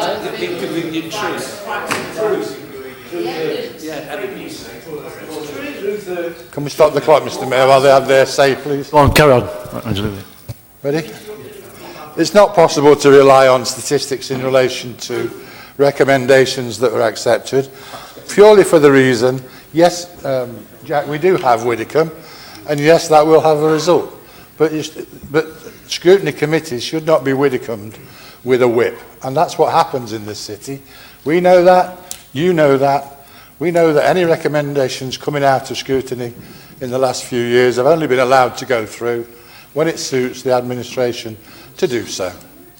And that's why the figures are such skew with. If you Councillor Banway, you referred to when other administrations were in charge. When other administrations were in charge, they actually gave responsibility to members of the opposition groups within those committee systems in terms of chairs and other regulatory committees. And that's what we're looking to go back to. We want to re-establish connection with the public. We want the public to understand what we're going to do. We want them to have their say. We want co-opted members to these committees to be able to help decide the way forward for this city. At the end of the day, what's been said tonight in debate is absolutely symptomatic of the contempt with which this cabinet and this Labour group treats the members of the public. The one absence from the majority of the speeches in here tonight is reference to what the public, what's best for the public, what the public would want to see, whether the public would want to have their say in what happens, and in a way that allows the public to gain respect and understanding of the way the council works and believe in the way forward for this city. So with that, Mr Mayor, I don't propose to go any further because we know in which way the Labour group are going to vote, and that's for their own ends. Thank you very much, Mr Mayor. Okay. Well, we'll see. All those in favour of the motion, please show. No, hang on, can I just quickly sum up, Mr Mayor? Oh, sorry. Yeah, sorry. I'll be very brief. Just a couple of points. I think this thirds all out debate is actually missing the point here, because this city, whatever we think and like to think, is going to remain politically fractured for some time. I think we all know that. If you knock on the doorsteps as well, if you do not get what we know in your wards, in our wards, that people are very, very upset with this council in terms of you know, its services or the consultation and the outcomes and the engagement, then we're fooling ourselves, because it's there and we have to face it and repair it. And I do not see any other way of starting that transition to a more stable council that engages with the public than the committee system. I genuinely believe that. Now, the all-outs would just, at the moment, in my view, deliver what we have now over a longer period, which is instability. You know, it's not going to solve the issue. You know, 4 years of instability, 4 years potentially of a no overall control position, 4 years of potentially the leader being stabbed in the back, like Councillor Banwaite did. It doesn't deliver stability. It's not like a Derbyshire that would be, you know, significant one way or the other over a period of 4 years. It isn't, and it's not going to be for the foreseeable future. Now, one of the things which, again, I think a full council doesn't go by before without me mentioning this. I do accept all out would work. It would work in the context of looking at the boundary of this city. Let's do that. Let's start that process, and that would trigger all out elections.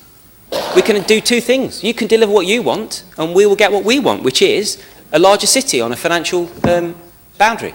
And that would be good for us all. And that would trigger it. But you've just refused to even consider that over the last 5 to 6 years. I don't know why. You shouldn't be afraid that it's some kind of political move. The city needs to survive and stand on its two feet and walk forward. It can't do that unless we look at the boundary. And that will get you your all-out elections. Now, remember this. This is one bit of advice I will give you as a Labour group for the election. I know I see various Twitter things saying, you know, we've got a fantastic response on the doorstep. I understand it's PR and everything, because no political party knocks on every single door and gets a fantastic response. It doesn't happen. So don't, you know, let's just understand that we know, you know. So when you are knocking on doors, when you are knocking, and I'm quite happy with my performance, Councillor Shanker. You might need to look at your own, but. You know, when you are knocking on doors and speaking to people and canvassing, and listen to what they're saying. Because you will, if you really do listen, you will be hearing they are very upset with your administration and this council and councillors. We are not held in any way in high esteem with the public. We have to repair that. And this is one way that we can do that. It's the only way that we can do that, in my view. Right, we will now move to the vote. So all those in favour of the motion, please show.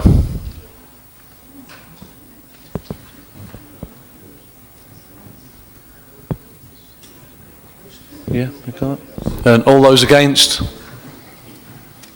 So, votes against, yeah. Okay, the motion is lost. Right, item 11. Councillor Hussain to move this. Thank you, Mr. Mayor. Before I speak on the motion, can I say this is not meant to be a party political motion in a sense. I'm looking to get cross-chamber support on this and see if we can persuade the government to change some of its more reckless policies when it comes to housing. Now, we have a major crisis, housing crisis, not only in Derby, but nationally. Both in terms of affordable homes and homes offered to general members of the public. If I could start with giving you some figures which are based on national studies. For 25 to 34-year-olds earning between 22,000 and 36,000 a year, home ownership has fallen dramatically from 27% to 27% from 67% in 20 years. So there's been almost a one-third reduction in number of people who fall within that age bracket and earn between 22,000 and 36,000 who can actually afford to buy a home, or they think they or are already on the housing ladder. The other statistic is even more worrying. Average house prices have grown 7 times faster than average earnings of young adults, according to the Institute for Fiscal Studies.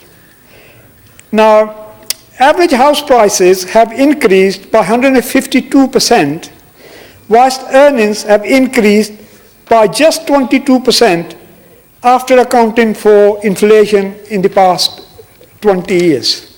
So you can see house prices are significantly out of reach for many, many people. And if it's not you personally, then obviously it is going to affect you at some stage, whether it's going to be your children or the grandchildren. And the crisis is actually becoming more acute because we don't seem to be doing enough about it. We're not addressing the problem. Even building more homes is actually not going to resolve the difficulties people are experiencing, because this real issue is about affordability. For many, many people who are in the bottom quartile of income, if they are renting, then the renting house allowance, the local allowance, isn't enough to enable them to rent a house in areas of their choice. Because the limit set for a 2-bedroom house, the maximum benefit they can get is £105. £105 will only allow you to rent a property in a relatively run-down area and not any part of the city that you wish to live in. The other thing is, the government isn't waking up to the fact, but since the extension of right to buy, 58,000 people have exercised that right. The new houses built in the 6-year period from 2012 has only been around 12,000 homes to replace them, which is almost nothing. Let me tell you something about right to buy, and I want to really make a point. When right to buy came in, there was some ambiguity within the Labour Party whether we ought to be supporting it or not. There were splits amongst the groups and different councils. In the end, we decided to go along with what was being proposed and probably kept quiet about it. But the argument which was put by the Tory government was, well, if you have lived in a council house for 40 years, you've more than paid for what it cost the government or the council to build a house in the first place, and therefore people deserve to be getting some concession, some reward for renting a house for that length of time. And I think that was a fair argument. And the Labour Party was persuaded to take that argument on board. And you can see, if you live in a house where the tenure is ownership, then as you get older, you get more money, your wages increases each year linked with inflation, maybe sometimes if you're lucky slightly above inflation. But if you're renting, your housing cost as a proportion of your total income actually go up each year. So therefore, that eventual benefit you do not get from that tenure. So there was that disadvantage. Let me tell you what has been happening recently, because the right to buy scheme has been recklessly extended. You have to be renting a house from the council for 3 years. The average rent in the city is 12,000. You know, if you are renting one of Derby Homes properties, the average rent is £4,000 a year. Over a 3-year period, the maximum you would be expected to pay would be £12,000. And if your property is actually worth £100,000, you would get 35% discount. Nearly 3 times as much as you've paid in the rent. So therefore, the R stock, although we have to acknowledge Derby Homes and the council jointly have made a valiant effort to keep the stock that we've got as stable as possible, but we're not actually managing that because there's more people still exercising right to buy than we are able to build. Our new build target for 2020 is 500, and I think we will get there. But by that time, I think the number of people who will have exercised right to buy, because you can see, whereas at one time you could say the right to buy was trying to address the fairness issue.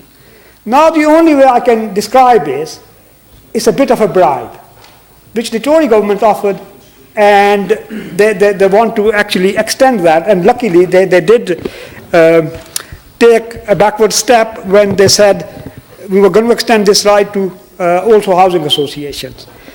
Because the housing associations, I don't think that right has actually now been extended.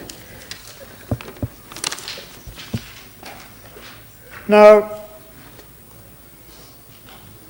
first of all, I'd like us, in the motion, it is clearly recorded, we want to have more discretion, and we want to make that decision locally in terms of the qualifying period. And I think a sensible qualifying period before people can, or before anyone can exercise right to buy would be minimum of 9 years.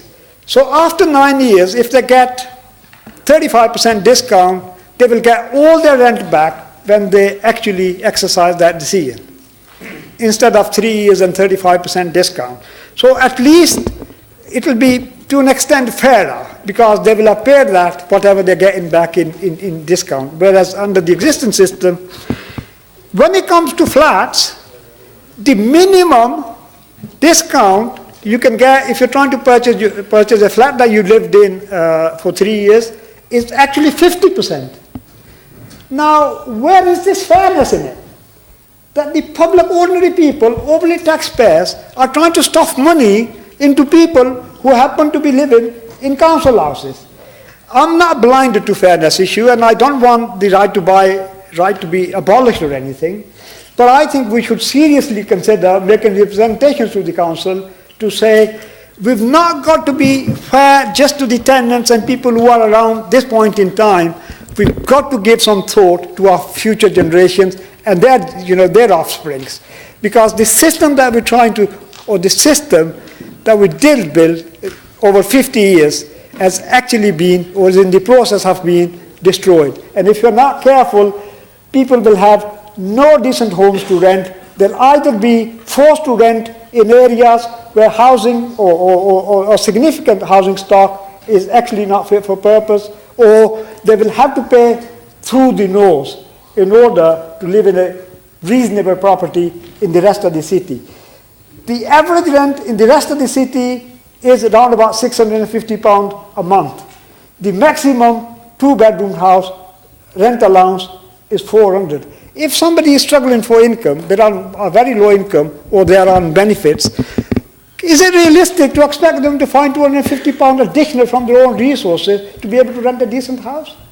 Is that fair? I am asking you to reconsider the steps which the government has taken to undermine the housing system that we had for a long time. And actually, I'm asking this council to write to the Secretary of State for Housing and make these representations that I've covered through my motion. Thank you very much.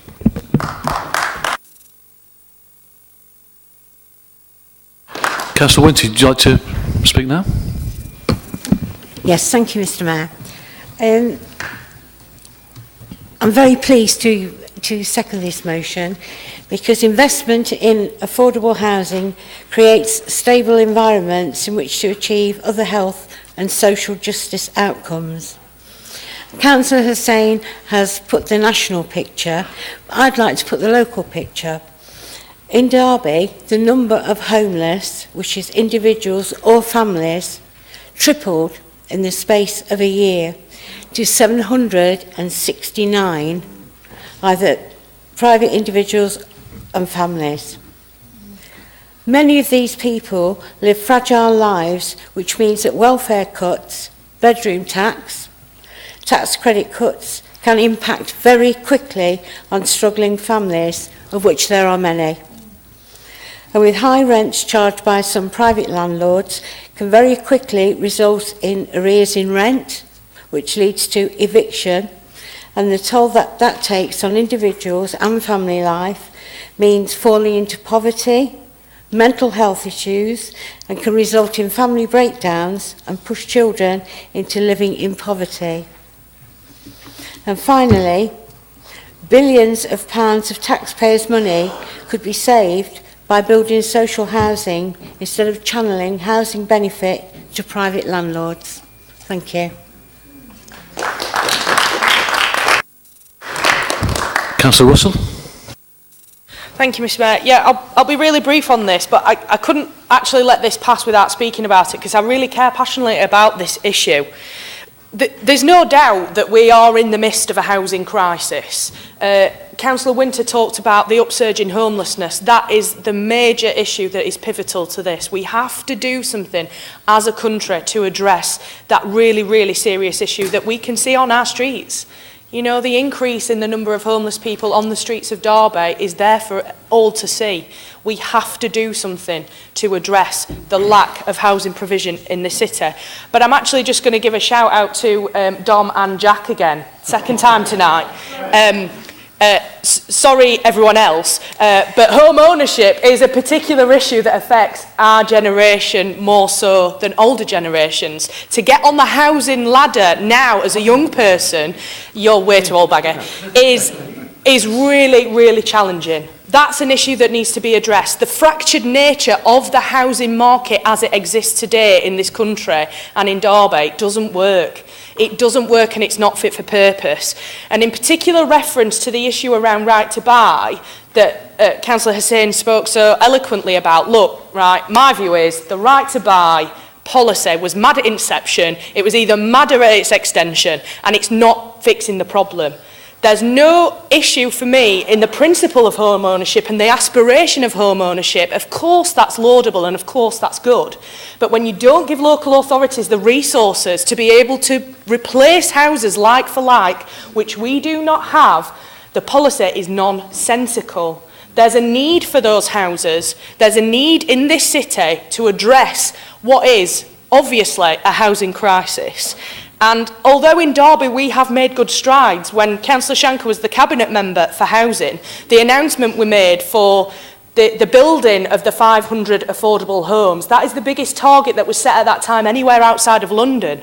We care as an administration about this issue. We have taken steps to address it. But look, the reality is there needs to be a national solution to this. We have to say to the government, time is now to take action on this issue before it gets any worse. So please, everybody, support this motion. Councillor Kerr. And can I start by thanking Councillor Winter for highlighting how housing benefit is a mechanism for moving state money into the pocket of the rich, because that is something that has become more and more obvious as the value, the cost of rents has gone up, and so many of them are paid for by including at least partly housing benefit. And I understand why Labour did nothing about right to buy, because this is it's a really emotive subject to say you want to have your own bricks and mortar around you. They could have done something when they were in government in the Blair years, but it wasn't something they wanted to grasp.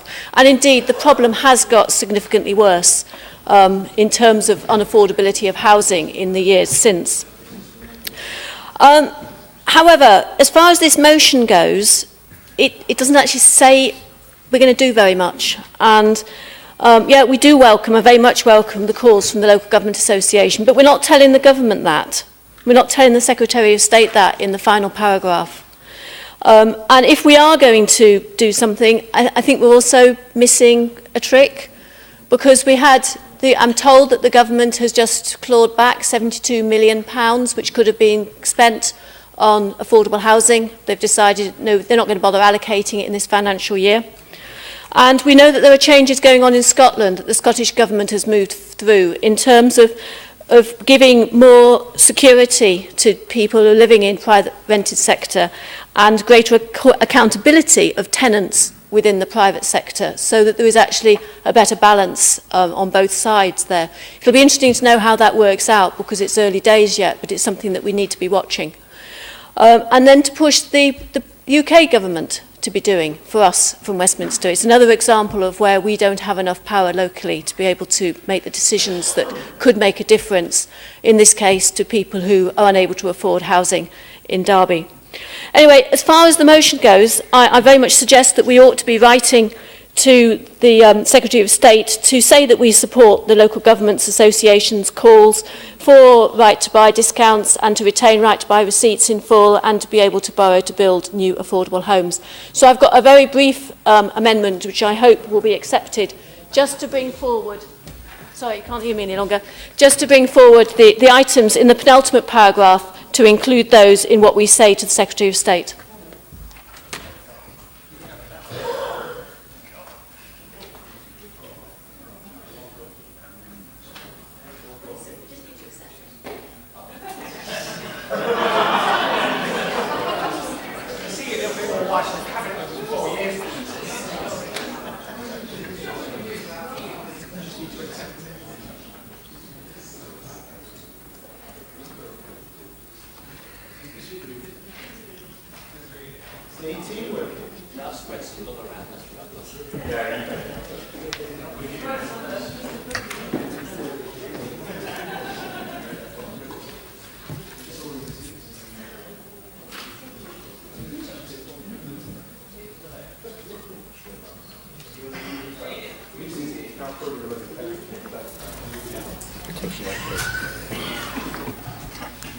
Right, so it's a motion. It's for the motion to be amended by the addition of the words at the end of the current motion, and to record our support of the LGA's calls for local control of right-to-buy discounts, to retain right-to-buy receipts in full, and to be able to borrow to build new affordable homes.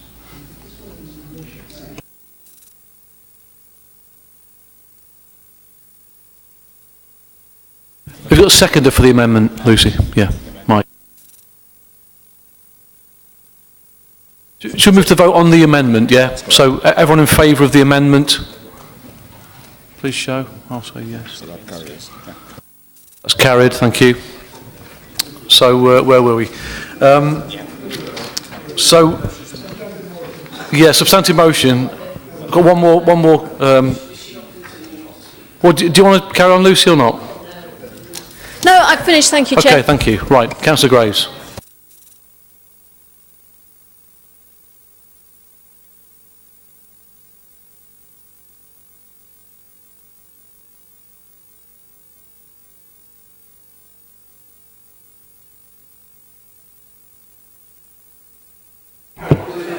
Oh, there's plenty of that. There's plenty of that.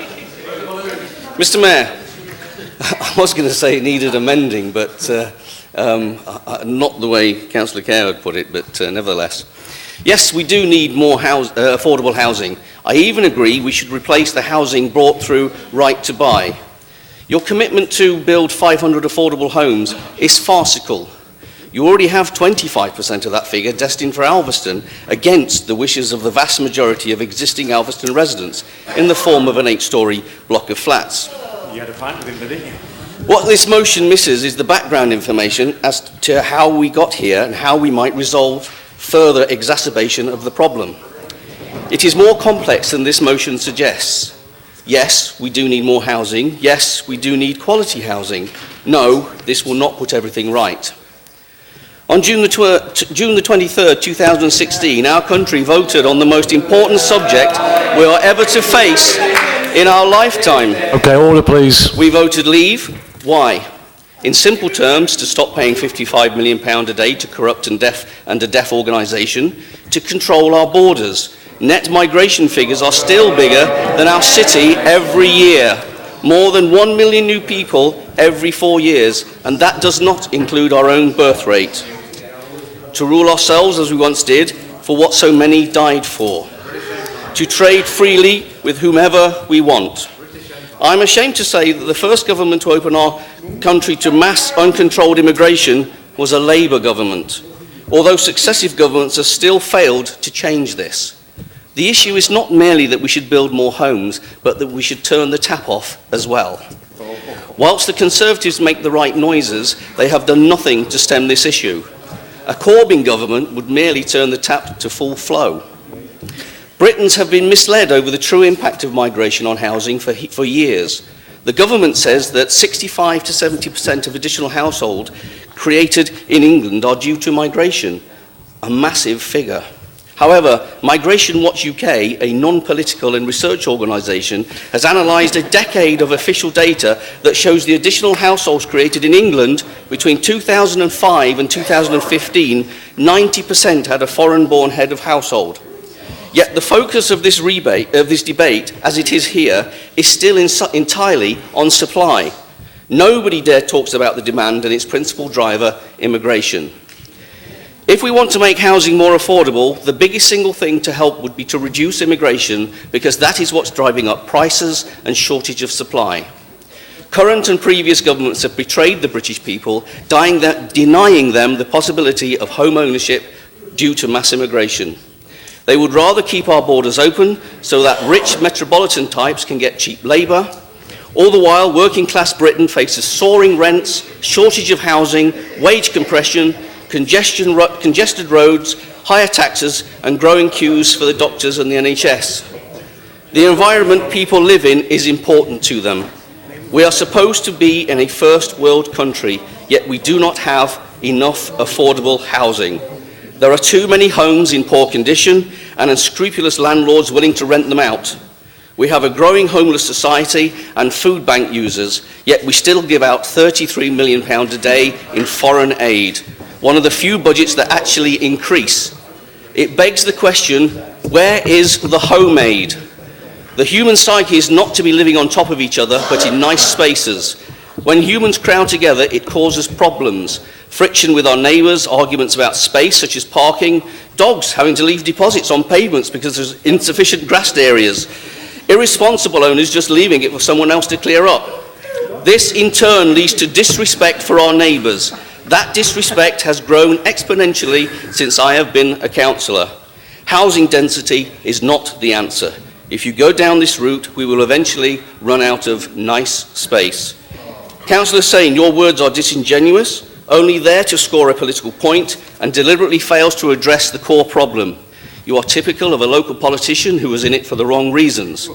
You do know, Councillor Sain, that you could have written to the Secretary of State without bringing this motion to us. That would have commanded more respect. We do need more housing, and so I will support this motion, although I would prefer to see something that brings the community together, not divides it. Thank you, Mr. Mayor. Councillor Anderson.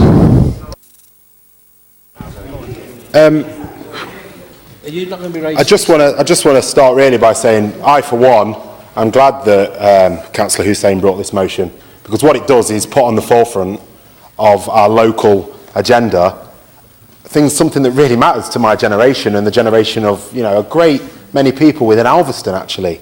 And as you know, I coach a football team in Alveston. Those young people who are around my age and have kids in my team, still living in the rented sector, still at the mercy of landlords, can't even own dogs. I'm not even allowed a dog, and I'm a 31-year-old man who has 2 jobs technically. Now, very clearly, I could quite clearly lose my head about the immigration chat. I could, but I'm not going to do it, because quite simply, he's got his GoPro on. That could be one of 2 things. Now, I could speculate. That could be on Facebook later tonight, as he's broadcast for the the people in Alveston who actually might be turned off by it now. You know, you might be surprised. Or, even more importantly, it could be your run for the leader of UKIP. Because, let's be honest, I once frowned in a Polish shop, and I reckon I might be in the run-in. So, you know, there's a chance. Now look, let's not talk about a city where neighbours don't get on simply because of immigration. I mean, look, my granddad, he was a dour Yorkshireman, but not from the good bit of Yorkshire, South Yorkshire. He was from North Yorkshire, where they hold funny views. And he'd say things to me like, you know what, back in the 50s, Dom, you know, Britain were better. I was like, oh yeah, tell me more, Grandad, about your ration books. Tell me more about what life was like before the immigrants got here, because I seem to remember learning in school about people going up chimneys. You know, I seem to remember lack of working rights. I seem to remember the fact that, you know, we had 10-year-olds working in factories, getting pushed down the stairs of factories not more than 300 metres away from where we are right now. Are those the old days we wish to go back to? Because I'll tell you another fact about immigration, and it is, you know, this doesn't always bode well, but when my family were invited here from Jamaica, they answered their motherland's call, as they'd done before in the First World War and the Second World War. They were coming to rebuild a country, and they were coming proud to do it. You know, with the NHS where my nan worked, she was a nurse in Jamaica, she was a healthcare assistant here. But you know what? She didn't let that injustice bother her. She just carried on diligently doing her job, and I'm proud of her. My granddad came here from Jamaica, where he was a farmer, and he came to work in the railway factory. And when he arrived on the first day, those salt of the earth trade unionists wouldn't let him join, because he was the wrong shade. And actually, it took an industrial accident, and his colleagues, many of whom will have lived in what is now Alveston, to club round and pay for him to have a week off work, and then to write to the Railwaymen's Union and arrange for him and his black brothers and sisters working in the factories of this city to be allowed to be members. And I'm proud of that, and I'm proud of the unity that immigration has brought to this city and this country. Please don't do your party political broadcasting here, mate. You're better than that, okay? Is it? No, I'm not getting into that. Back to the actual motion. I've still got 1:15 left. Thank you for bringing this. As Councillor Russell rightly pointed out about myself and Jack, who seem to be on everyone's good list this week, and I'm sure there are also many Conservative councillors who also face similar issues about wanting to get onto the housing market. It's something that our parents had easy access to, our grandparents were able to do, that sadly is something that I'm starting to wonder whether it'll ever happen for me. But I'm absolutely adamant that my daughter will be able to get on the housing market, and that's what this motion is all about. Thank you.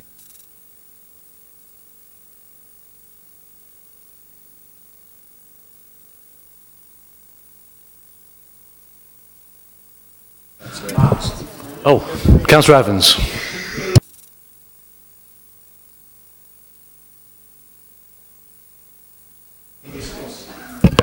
No, thank you for this. Really, I agree with most of what Dom said there. It's right.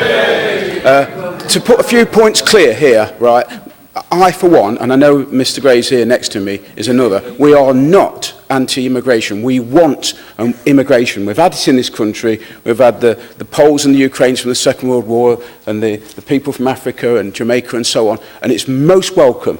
And they are an integral part of society now. There's no division, and there should not be. What Mr. Graves is speaking about here, really, is the quality and the quantity of immigration uncontrolled into this country.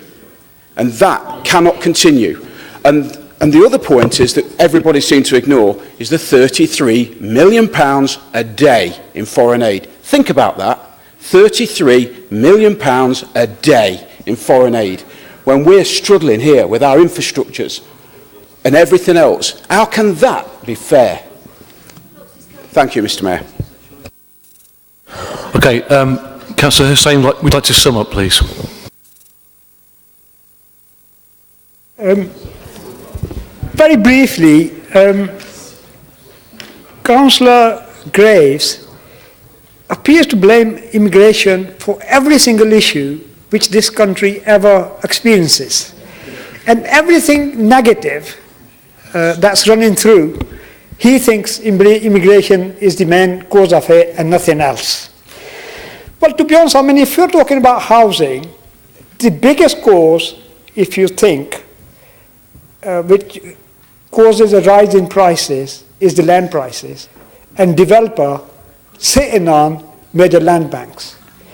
In this city, major developers have got permission to build 4,000 homes.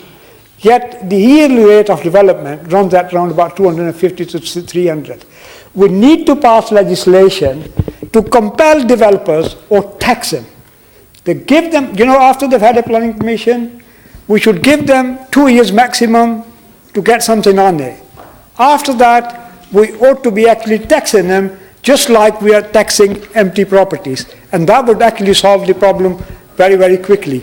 But if you can imagine all those farmers who have got land just adjoining the city boundary and the developers acquire it and then they sit on it for ages, because farming land, the cost of buying farming land in this country is around about 12 to 16,000 pounds an acre.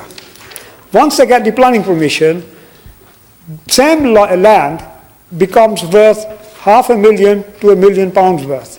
And I think the government should actually find a way of tackling that as well, because it's the council's planning department which actually plays a part in giving that value at which it is ultimately sold to the developers. And we should rightly be able to expect a fair share of that land and money from it. Those are some of the issues which really need to be tackled, but my focus in this motion was to tackle issues relating to affordable homes. So that's all. Right, we shall now vote on the motion as amended. All those in favour? I'm saying yes. Yeah, got it. Any against? That's carried. Under CP 64, Mr Mayor, can I, relating to a breach of the law and rules in regards to item 12, paragraph 3, whilst the Conservative group applauds the work of Derby City Elections team in partnership with Derbyshire Police to bring about successful prosecutions, and all those involved in elections must support those efforts. Just one second while we check out the CP, Matthew. CP 64, I'll explain. If you left me just have a few more sentences to explain which breach I believe. Councillor Holmes, CP 64 only really applies in the discretion of the Mayor. You haven't actually waited for the Mayor to respond to your request. Sorry, yes, okay. Go on, I stopped you before. Thank you, Mr Mayor. We must all support those efforts by the Derbyshire Police and City Elections team to offer confidence to local voters. However, the forthcoming motion is flawed. The Cabinet member bringing it forward seems unaware of the distinction in law between a candidate nomination form and, in the case he alludes to, a prosecution for providing false information to the election officer in regard to the electoral roll.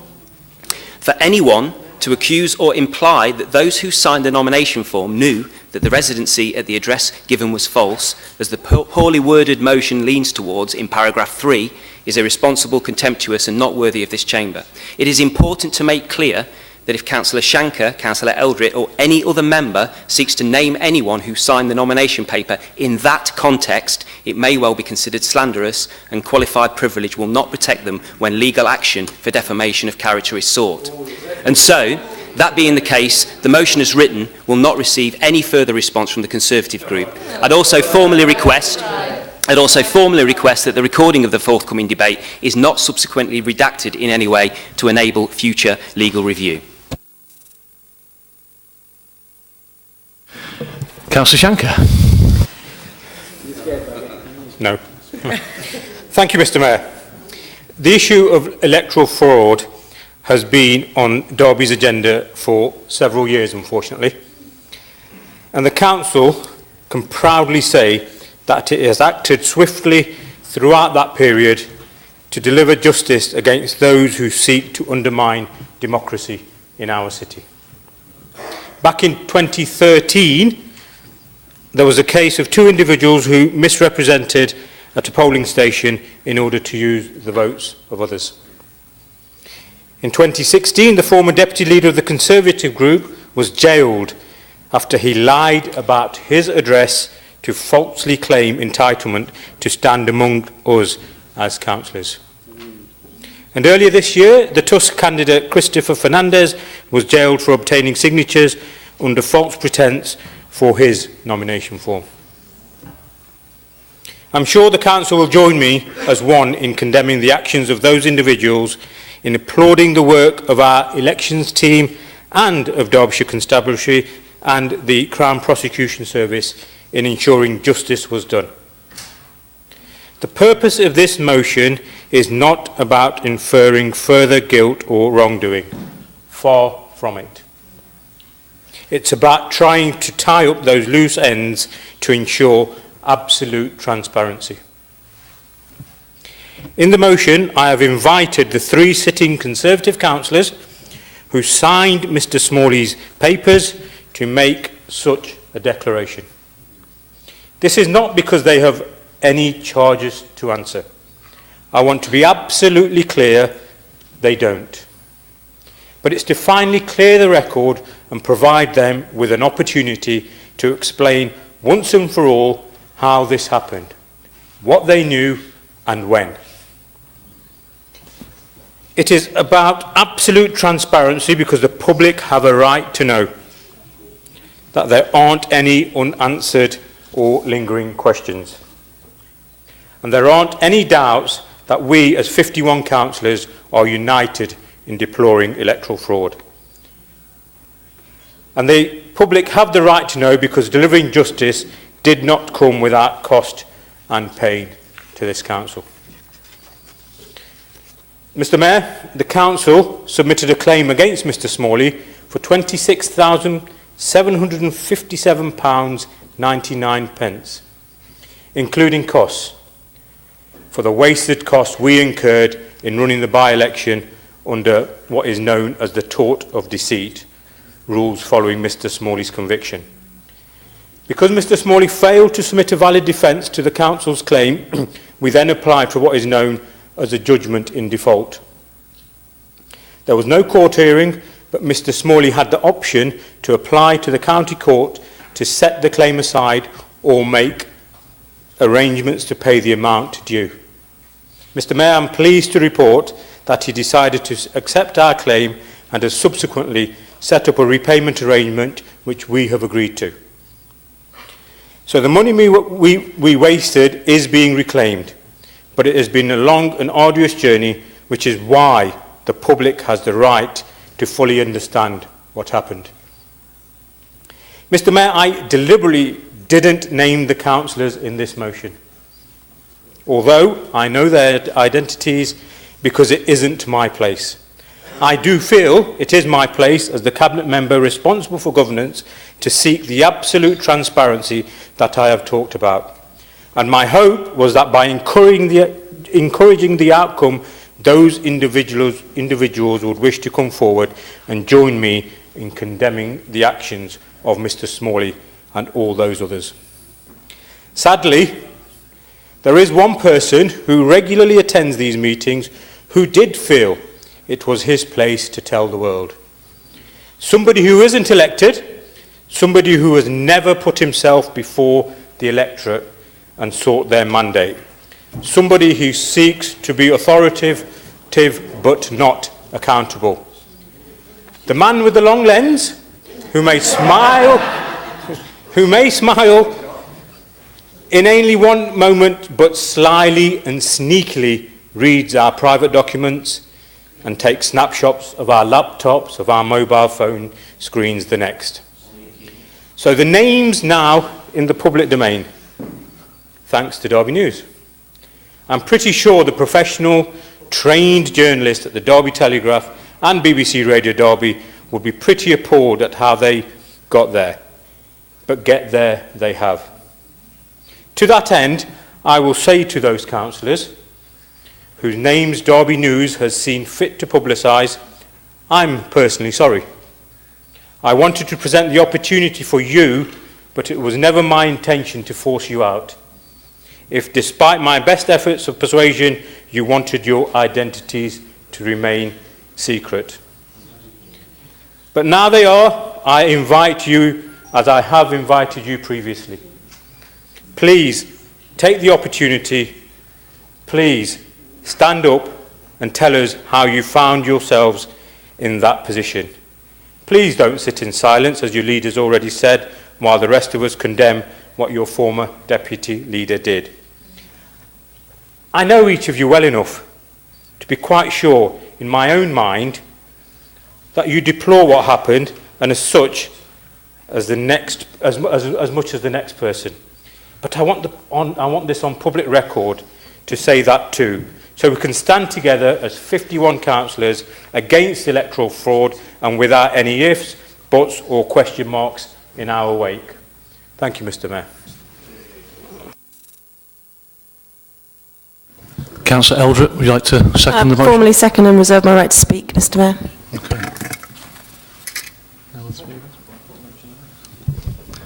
I think it's you then, Councillor Eldred. Thank you, Mr. Mayor. In that case, not much to add to what Baggy said.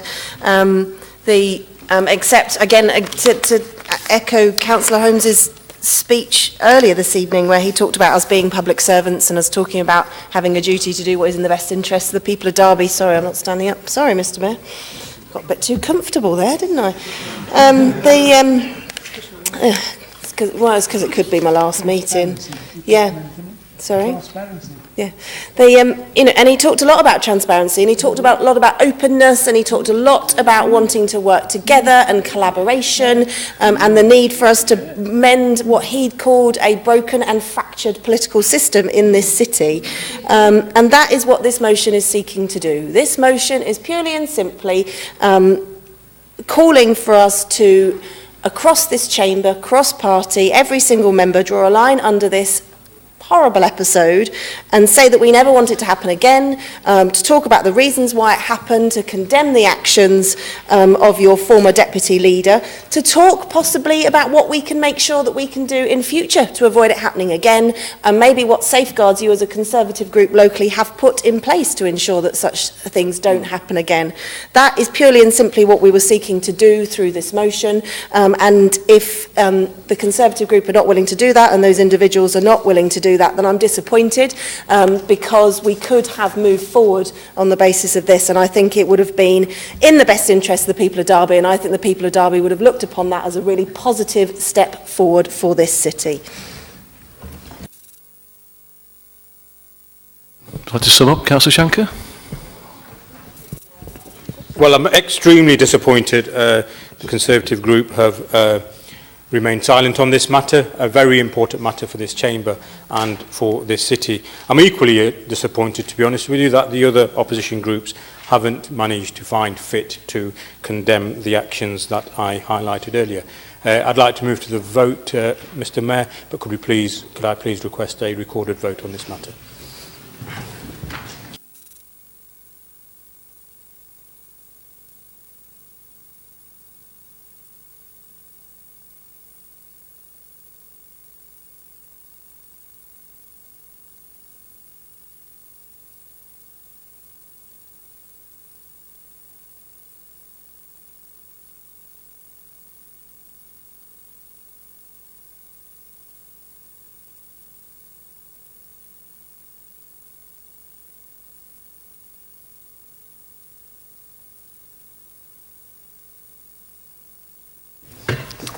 Councillors, would you please indicate whether you are for or against the motion as I read out your names?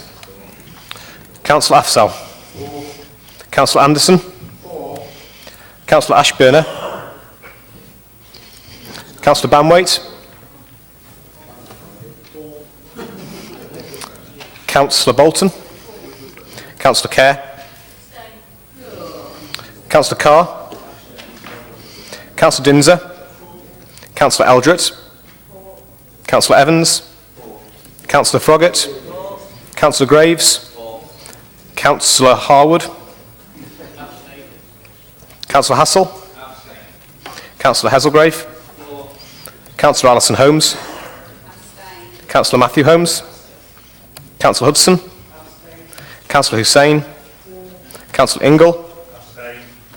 Councillor Jackson. Councillor Keith. Councillor Jahangir Khan. Councillor Shiraz Khan. Councillor Marshall. Councillor Nater. Councillor Nawaz. Councillor Pegg. Councillor Potter. Councillor Poulter. Councillor Raju. Councillor Rawson. Councillor Repton. Councillor Alston. Councillor Russell. Councillor Sandhu. Councillor Shankar. Councillor Smale. Councillor Stanton. Councillor Turner. Councillor Webb. Councillor West. Councillor Williams. Councillor Winter. Councillor Wood. Sorry. And the Mayor, Councillor Whitby.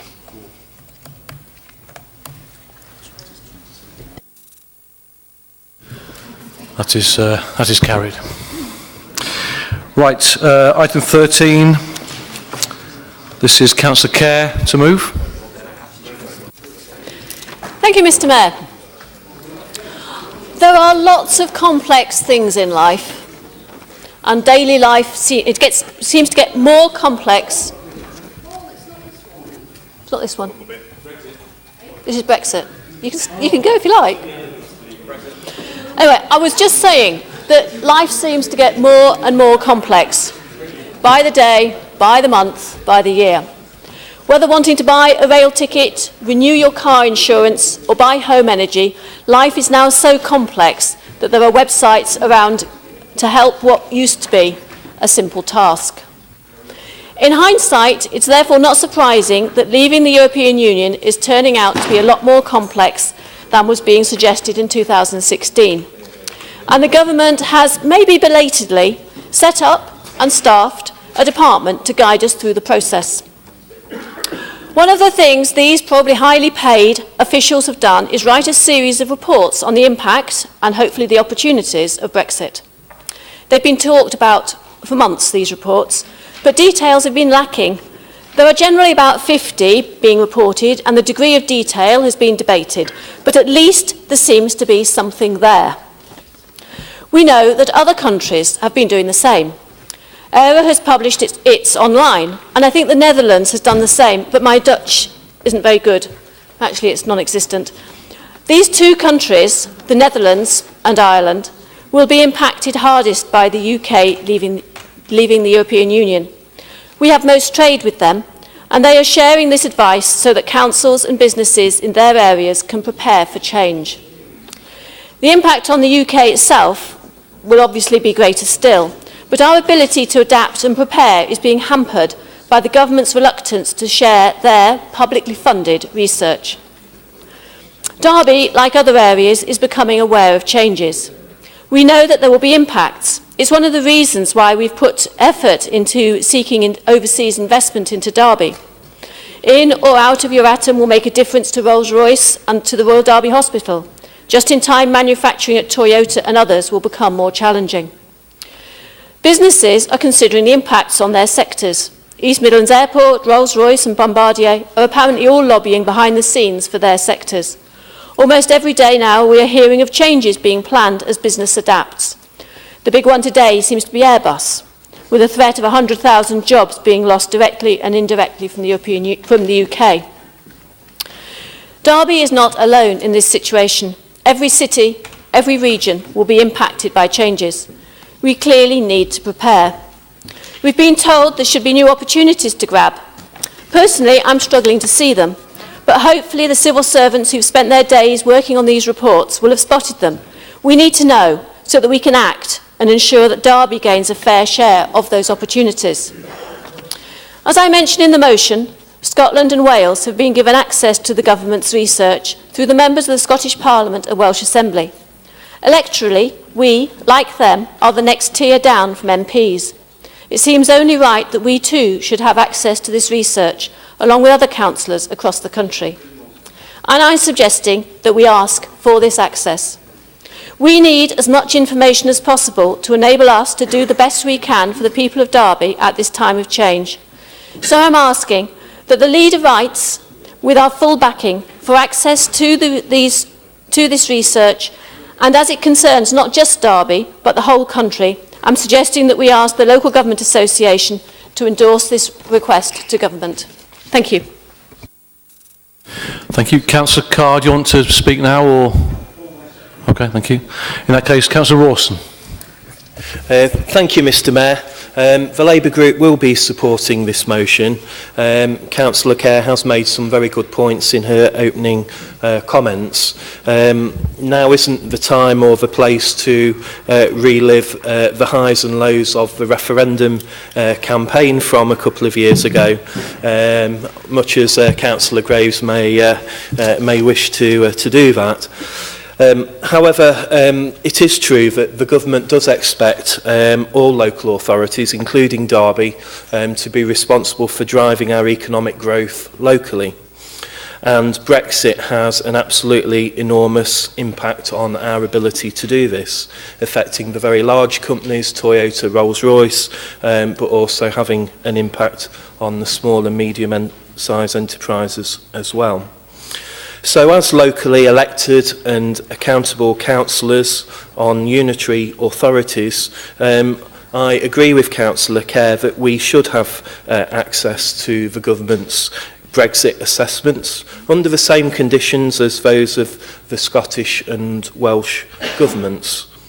Derby is currently consulting on our economic strategy, the 4 pillars, and I'd encourage everyone to have a look at that and put your views and comments forward. It is particularly pertinent at this time for the full facts, the government's assessments and the research that they've done to be made available to us as democratically elected local councillors, to be able to us so that we can actually see for ourselves what impact the government thinks Brexit is going to have. And obviously that will then be able to inform our economic strategy for the city locally. For those reasons, Mr. Mayor, I do support this motion.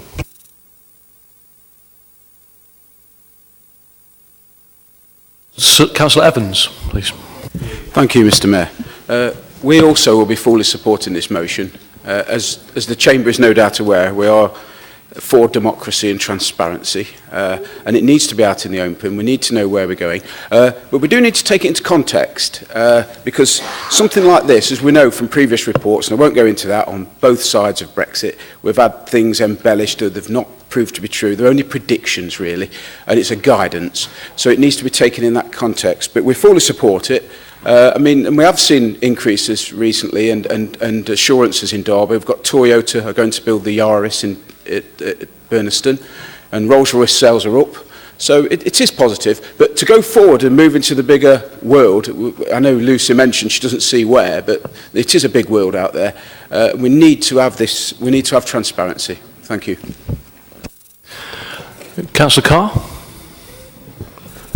Thank you, Mr. Mayor. Well, given that it looks to have the Chamber's support, I'm going to cut my speech down a bit because it looks like we're okay. I'd just point out something Mr. Evans just said, that the announcement that they're going to build the Auris at Toyota at Burniston was coupled with a warning that the future viability of that plant does depend on tariff-free access to the European market. So I'd call on all members to support this motion. Thank you. Councillor Kerr, do you wish to sum up? No, thank you, Mr. Mayor. Okay, in that case, we'll take a vote on the motion. All those in favour? Support it. Happy with that? Any against? Oh, that's carried. Turn the damn thing off.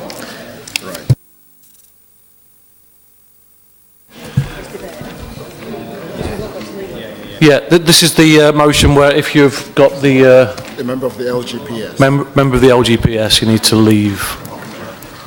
This is going to get interesting. If you get the pension from the council, No, it's... we need someone to... Still be correct.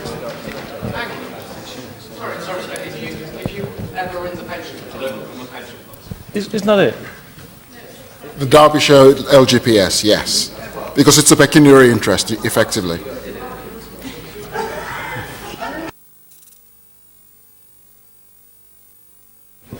Councillor Williams.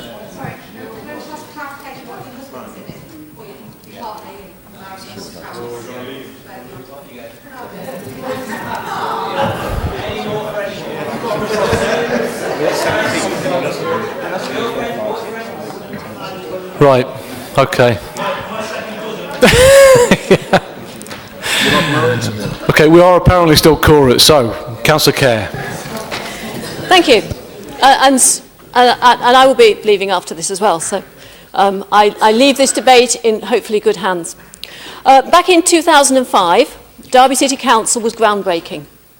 We were one of the first councils to embrace the need to address climate change.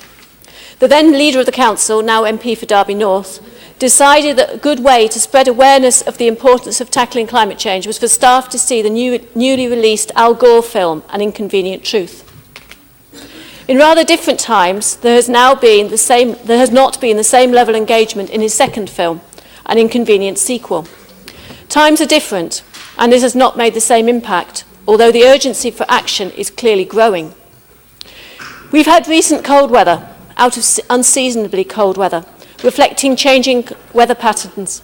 Flood risk is increasing as the extreme weather becomes more likely. And we're adapting with major investments like Our City, Our River scheme to reduce flood impacts. But the predictions say that it will only get worse. We know what we need to do. We need to cut human climate emissions, much of which is carbon dioxide from the burning of fossil fuels. We know that, but investment in change is too slow. We need to look to renewables and leave the fossil fuels in the ground. It's easy to say, I can't do anything. I'm just one person. My action won't make any difference. But when it comes to pension funds, it is different. Pensions are for the long term, and how the billions of pounds in pension funds are invested can make a difference. We ought to be thinking long term. We should be ensuring that these investments are working with us now, as well as supporting people into the future. The pension fund, covering Derby and Derbyshire councils, reportedly has more than £250 million, £250 million, invested in companies majoring in fossil fuels. This sort of money talks, and we need to make it talk for us. And when I say us, I don't just mean us in this chamber, but everyone. Everyone is being affected by climate change.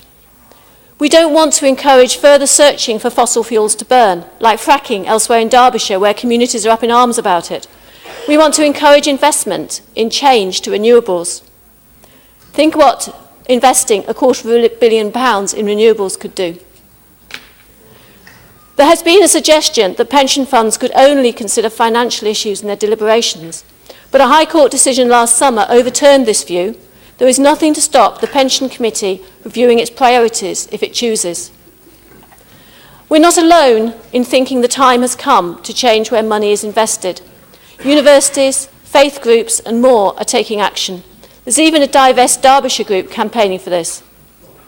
As more money comes out of fossil fuels and into sustainable alternatives, there will be a growing risk with keeping one's money in fossil fuels, and we don't want our fund to be caught holding worthless assets. We can't tell the Pension Committee what to do, but we can ask it to think again, and that is what I'm asking here. There is nothing to be lost in asking, so please support this motion. Thank you very much.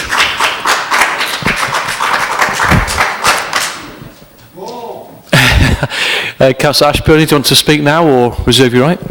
I'll hold my... I'll speak later, thank you. Okay. In that case, Councillor Anderson. This is clearly a matter of social justice, isn't it? When we talk about climate change, we're talking about the impact that the richest people in the world have on the poorest people in the world. And whether you are a social democrat, socialist, or any other kind of thing beginning with the word social, you will acknowledge that this is something that matters. Now, the greatest threat to humanity very clearly is climate change.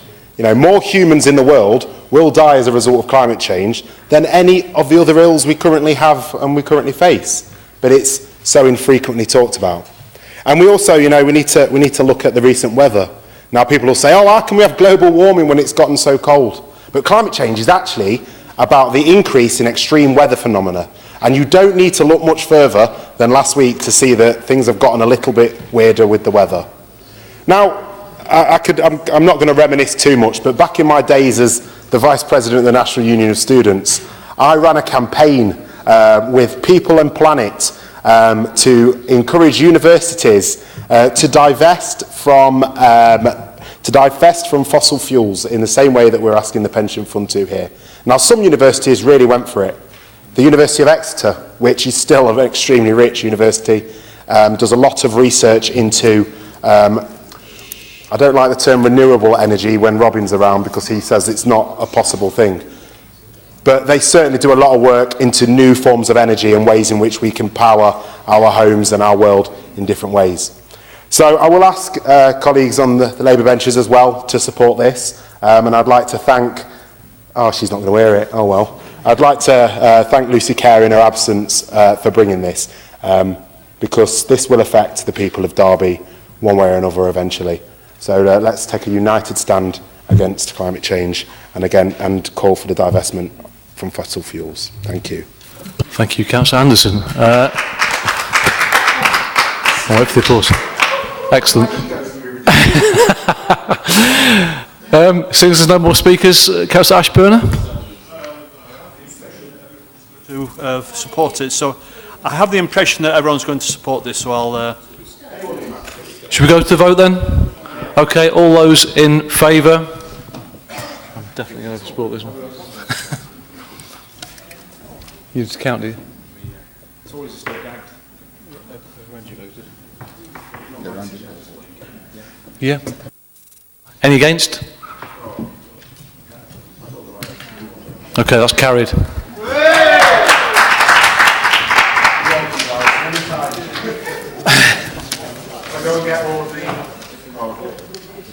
Oh yeah, just last one. Wow. Good. We'll just get everyone else in.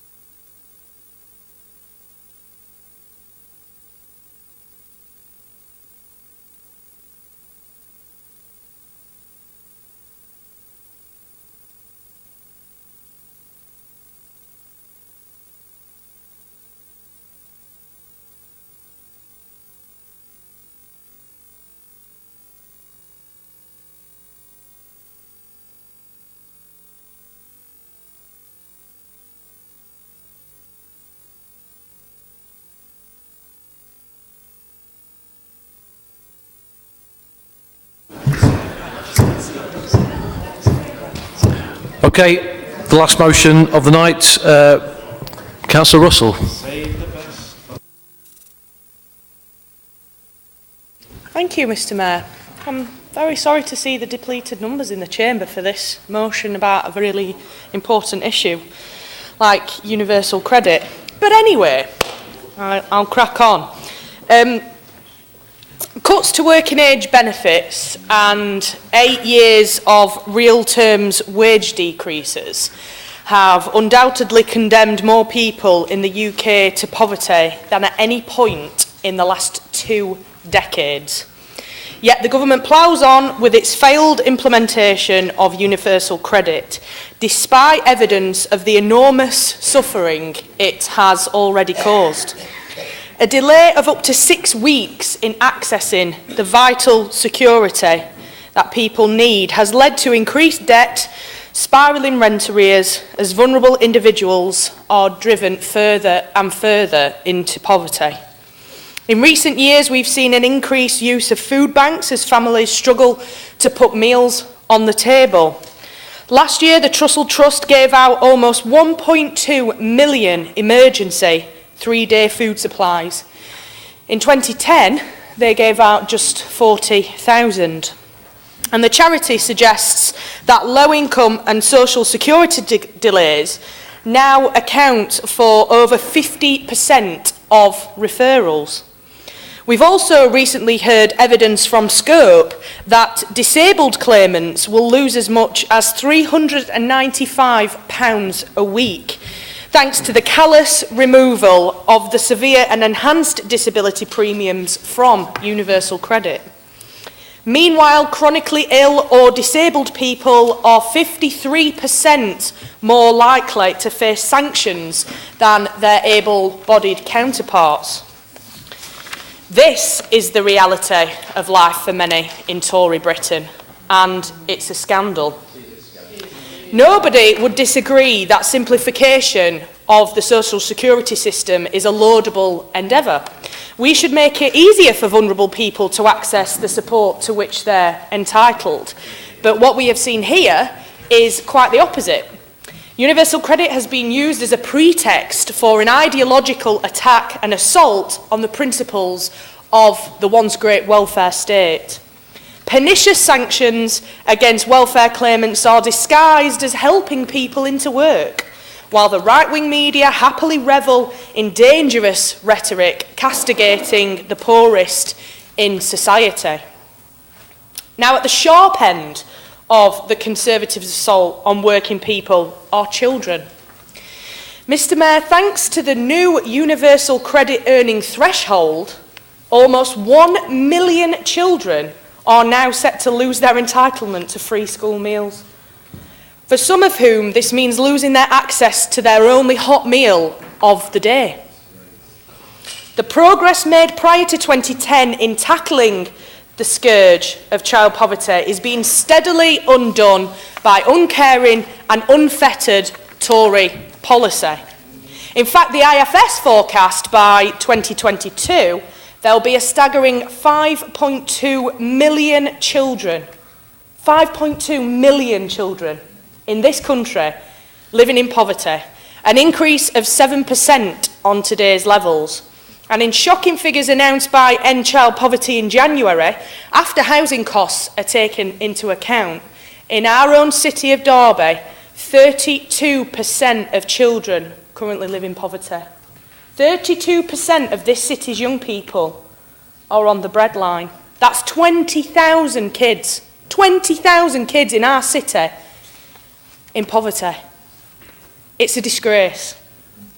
These are the consequences of the government's failure to implement universal credit and their disregard for the well-being of the families who rely on the welfare state to simply survive. Not live, I choose that word carefully, survive. Do we really want to live in a country where the underprivileged and infirm are forced towards destitution? I don't. In the world's 6th largest economy, no family should live in poverty. No parent should have to choose between heating their home and putting food on the table, and no child should go to school hungry. The government has the resources to tackle the problem, but our national discourse has been poisoned by those who slander hard-working families as scroungers and cheats. Well, not us. I'm proud to say that this administration doesn't pander to that lazy stereotype, we are better than that. We're determined to support the most vulnerable and underprivileged, whether that's by tackling fuel poverty or providing free and healthy breakfasts at school. But of course, we can always do more, and we're not the only ones who think so. The city's public and private sector partners think so too. That's why we've teamed up with those partners to deliver our shared aspiration of becoming the city that closed the gap. We want to live in a city where social mobility, economic prosperity and health outcomes are equal and shared by all. The bedrock for that aspiration is surely for the people of this city to be assured that they have the access to basic means to feed their family and keep a roof over their heads. Only then can we make the progress that the people of Derby deserve. Please, please support this motion.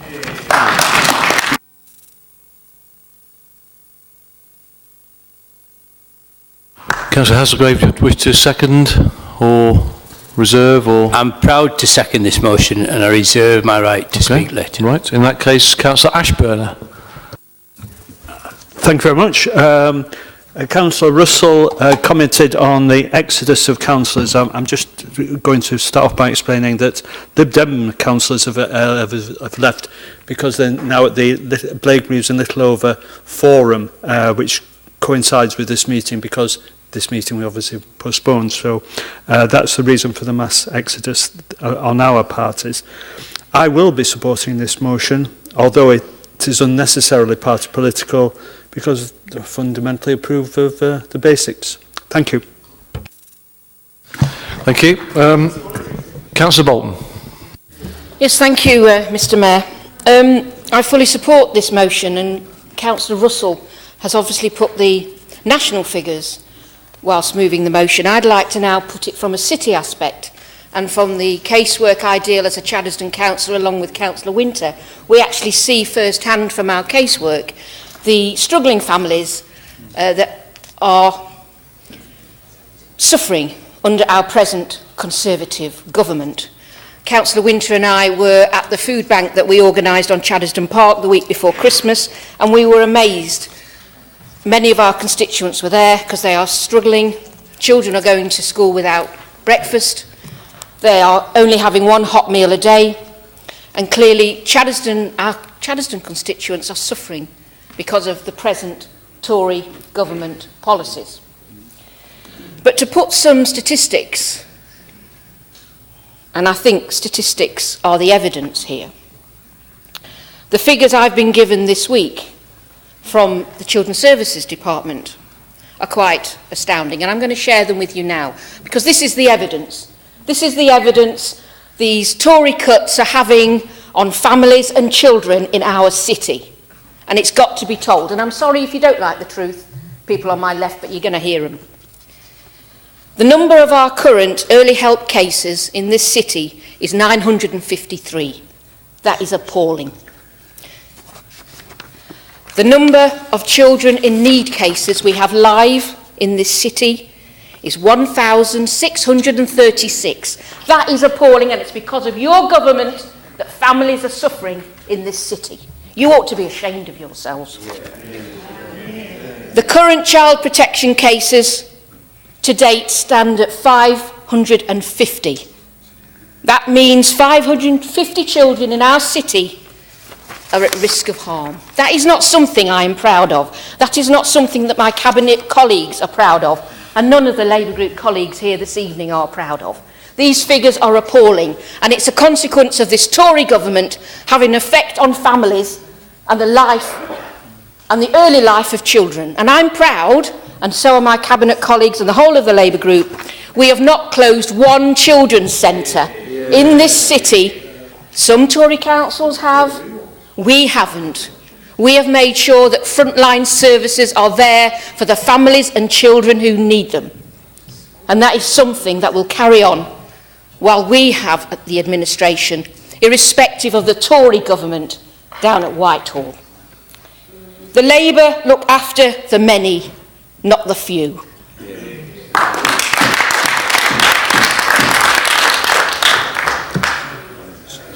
Okay, there's no more speakers. So Councillor Hesselgrave. Sorry. Mr Mayor, Councillors Russell, Afzal and myself are regularly approached by residents of Abbey Ward with heart-rending pleas for support when they find themselves in serious difficulty, being trapped in an inhuman system which threatens to leave them destitute and overwhelmed with a feeling of total powerlessness. Our invariable response is to offer our support and sympathy and ask them if we can refer them to their MP, Chris Williamson. We feel that signposting them to Chris will ensure that their case is handled professionally and effectively. This motion gives us a chance to do more and at least assure them that their council under this administration will provide whatever support we can. I'd like to now look at the whole issue of how this affects children around the city, and there are a lot of them affected, and those numbers will be growing. The Child Poverty Action Group estimates that the universal credit changes will push 1 million more children into poverty. In 25 UK constituencies, more than 40% of children now live below the poverty line. So what does living in poverty mean for children all over Britain and Northern Ireland in 2018? Mr Mayor, it's painful to tell you, it will be painful for many in this chamber to hear it. It means going to school maybe every morning with no breakfast, with a free school meal if they're eligible at lunchtime as their first, possibly only meal of the day, and that's in term time. It means parents having to scrimp pennies together to buy new clothes and footwear, such as warm winter clothing, as their child has outgrown last year's. It means being able to join friends who may be from ever so slightly better off families on an occasional outing to a cinema, bowling alley or trampoline park. It means probably never having been on a holiday with their family and having no prospect of one. They are very likely to live in insecure and overcrowded homes with no place for homework or play, and may experience long periods in the winter months without heating, as their parents don't have the wherewithal to feed the meter or buy credit. Their insalubrious housing will impact on their health and development. They regularly feel, and are excluded, severely restricted in what they can do, embarrassed and feel that they are worthless and powerless. They often feel that they are judged by their peers for circumstances not of their making, and are more likely to be the victims of bullying and collective bullying at that. Many people transferred to the universal credit because of the 6-week period in which no benefits are paid, fall behind or further behind with their rent and are evicted. If they find accommodation in a completely different area of the city, this has massive impact on their children's schooling. They may need to change schools, which has a negative impact on their education and separates from friends, or they have a lengthy journey to and from their school. Child poverty has long-lasting effects. By GCSE, there is a 28% gap between children receiving free school meals and their wealthier peers in terms of the number of achieving at least 5 A stars to C GCSE grades under the old system. What a scandalous system. What a scandalous waste, and what a betrayal of this generation. And what an appalling legacy for the future. I would ask members who have children to consider what I have set out above reflects in any degree to their own offspring's childhood. And how does this square with our position as collective corporate parents? Austerity, of which the Tory Lib Dem coalition of 2010 were the zealous architects, has had the greatest impact on the very worst off in society and little or no impact on the wealthiest.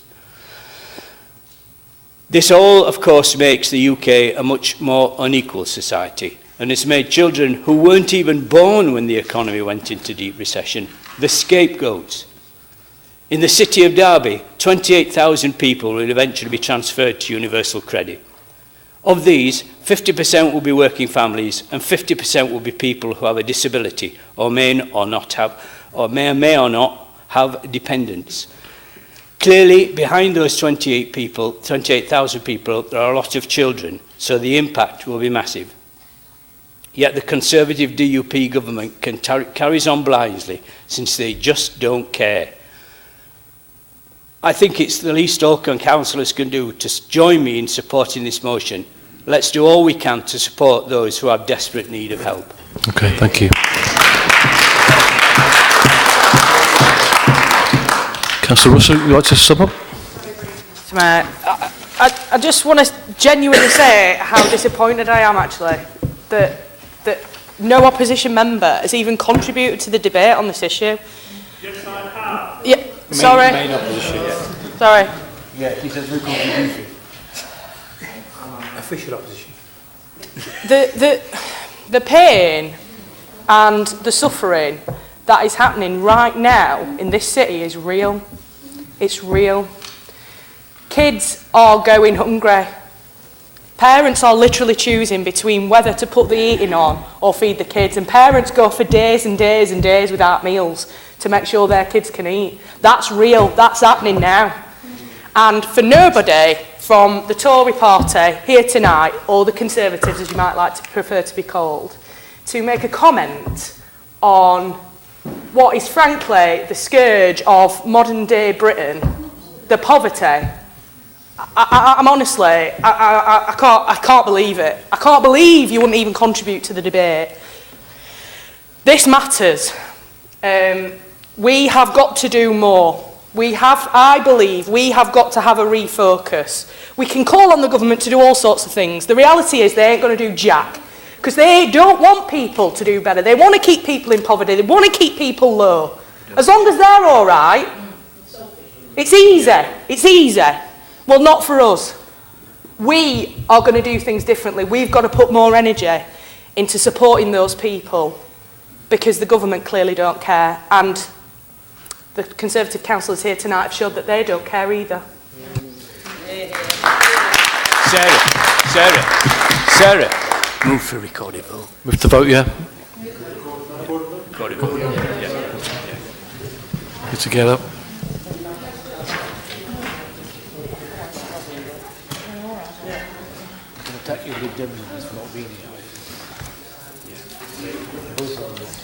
Members, please respond whether you are for or against the motion as I read out your names.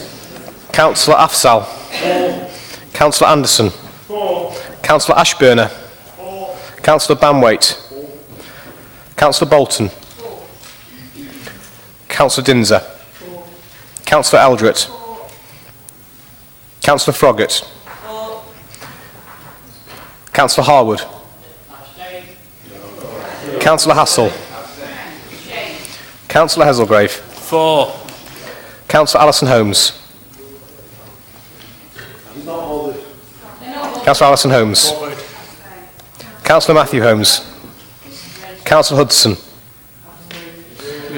Councillor Hussain. Councillor Jackson. Councillor Jackson. Councillor Keith. Councillor Jangir Khan. Councillor Shiraz Khan. Councillor Marshall. Councillor Nawaz. Councillor Potter. Councillor Raju. Councillor Rawson. Councillor Repton. Councillor Ralston. Councillor Russell. Councillor Sandhu. Councillor Shankar. Councillor Smale. Councillor Stanton. Councillor Turner. Councillor Webb. Councillor West. Councillor Williams. Councillor Winter. Councillor Wood. And the Mayor, Councillor Whitby.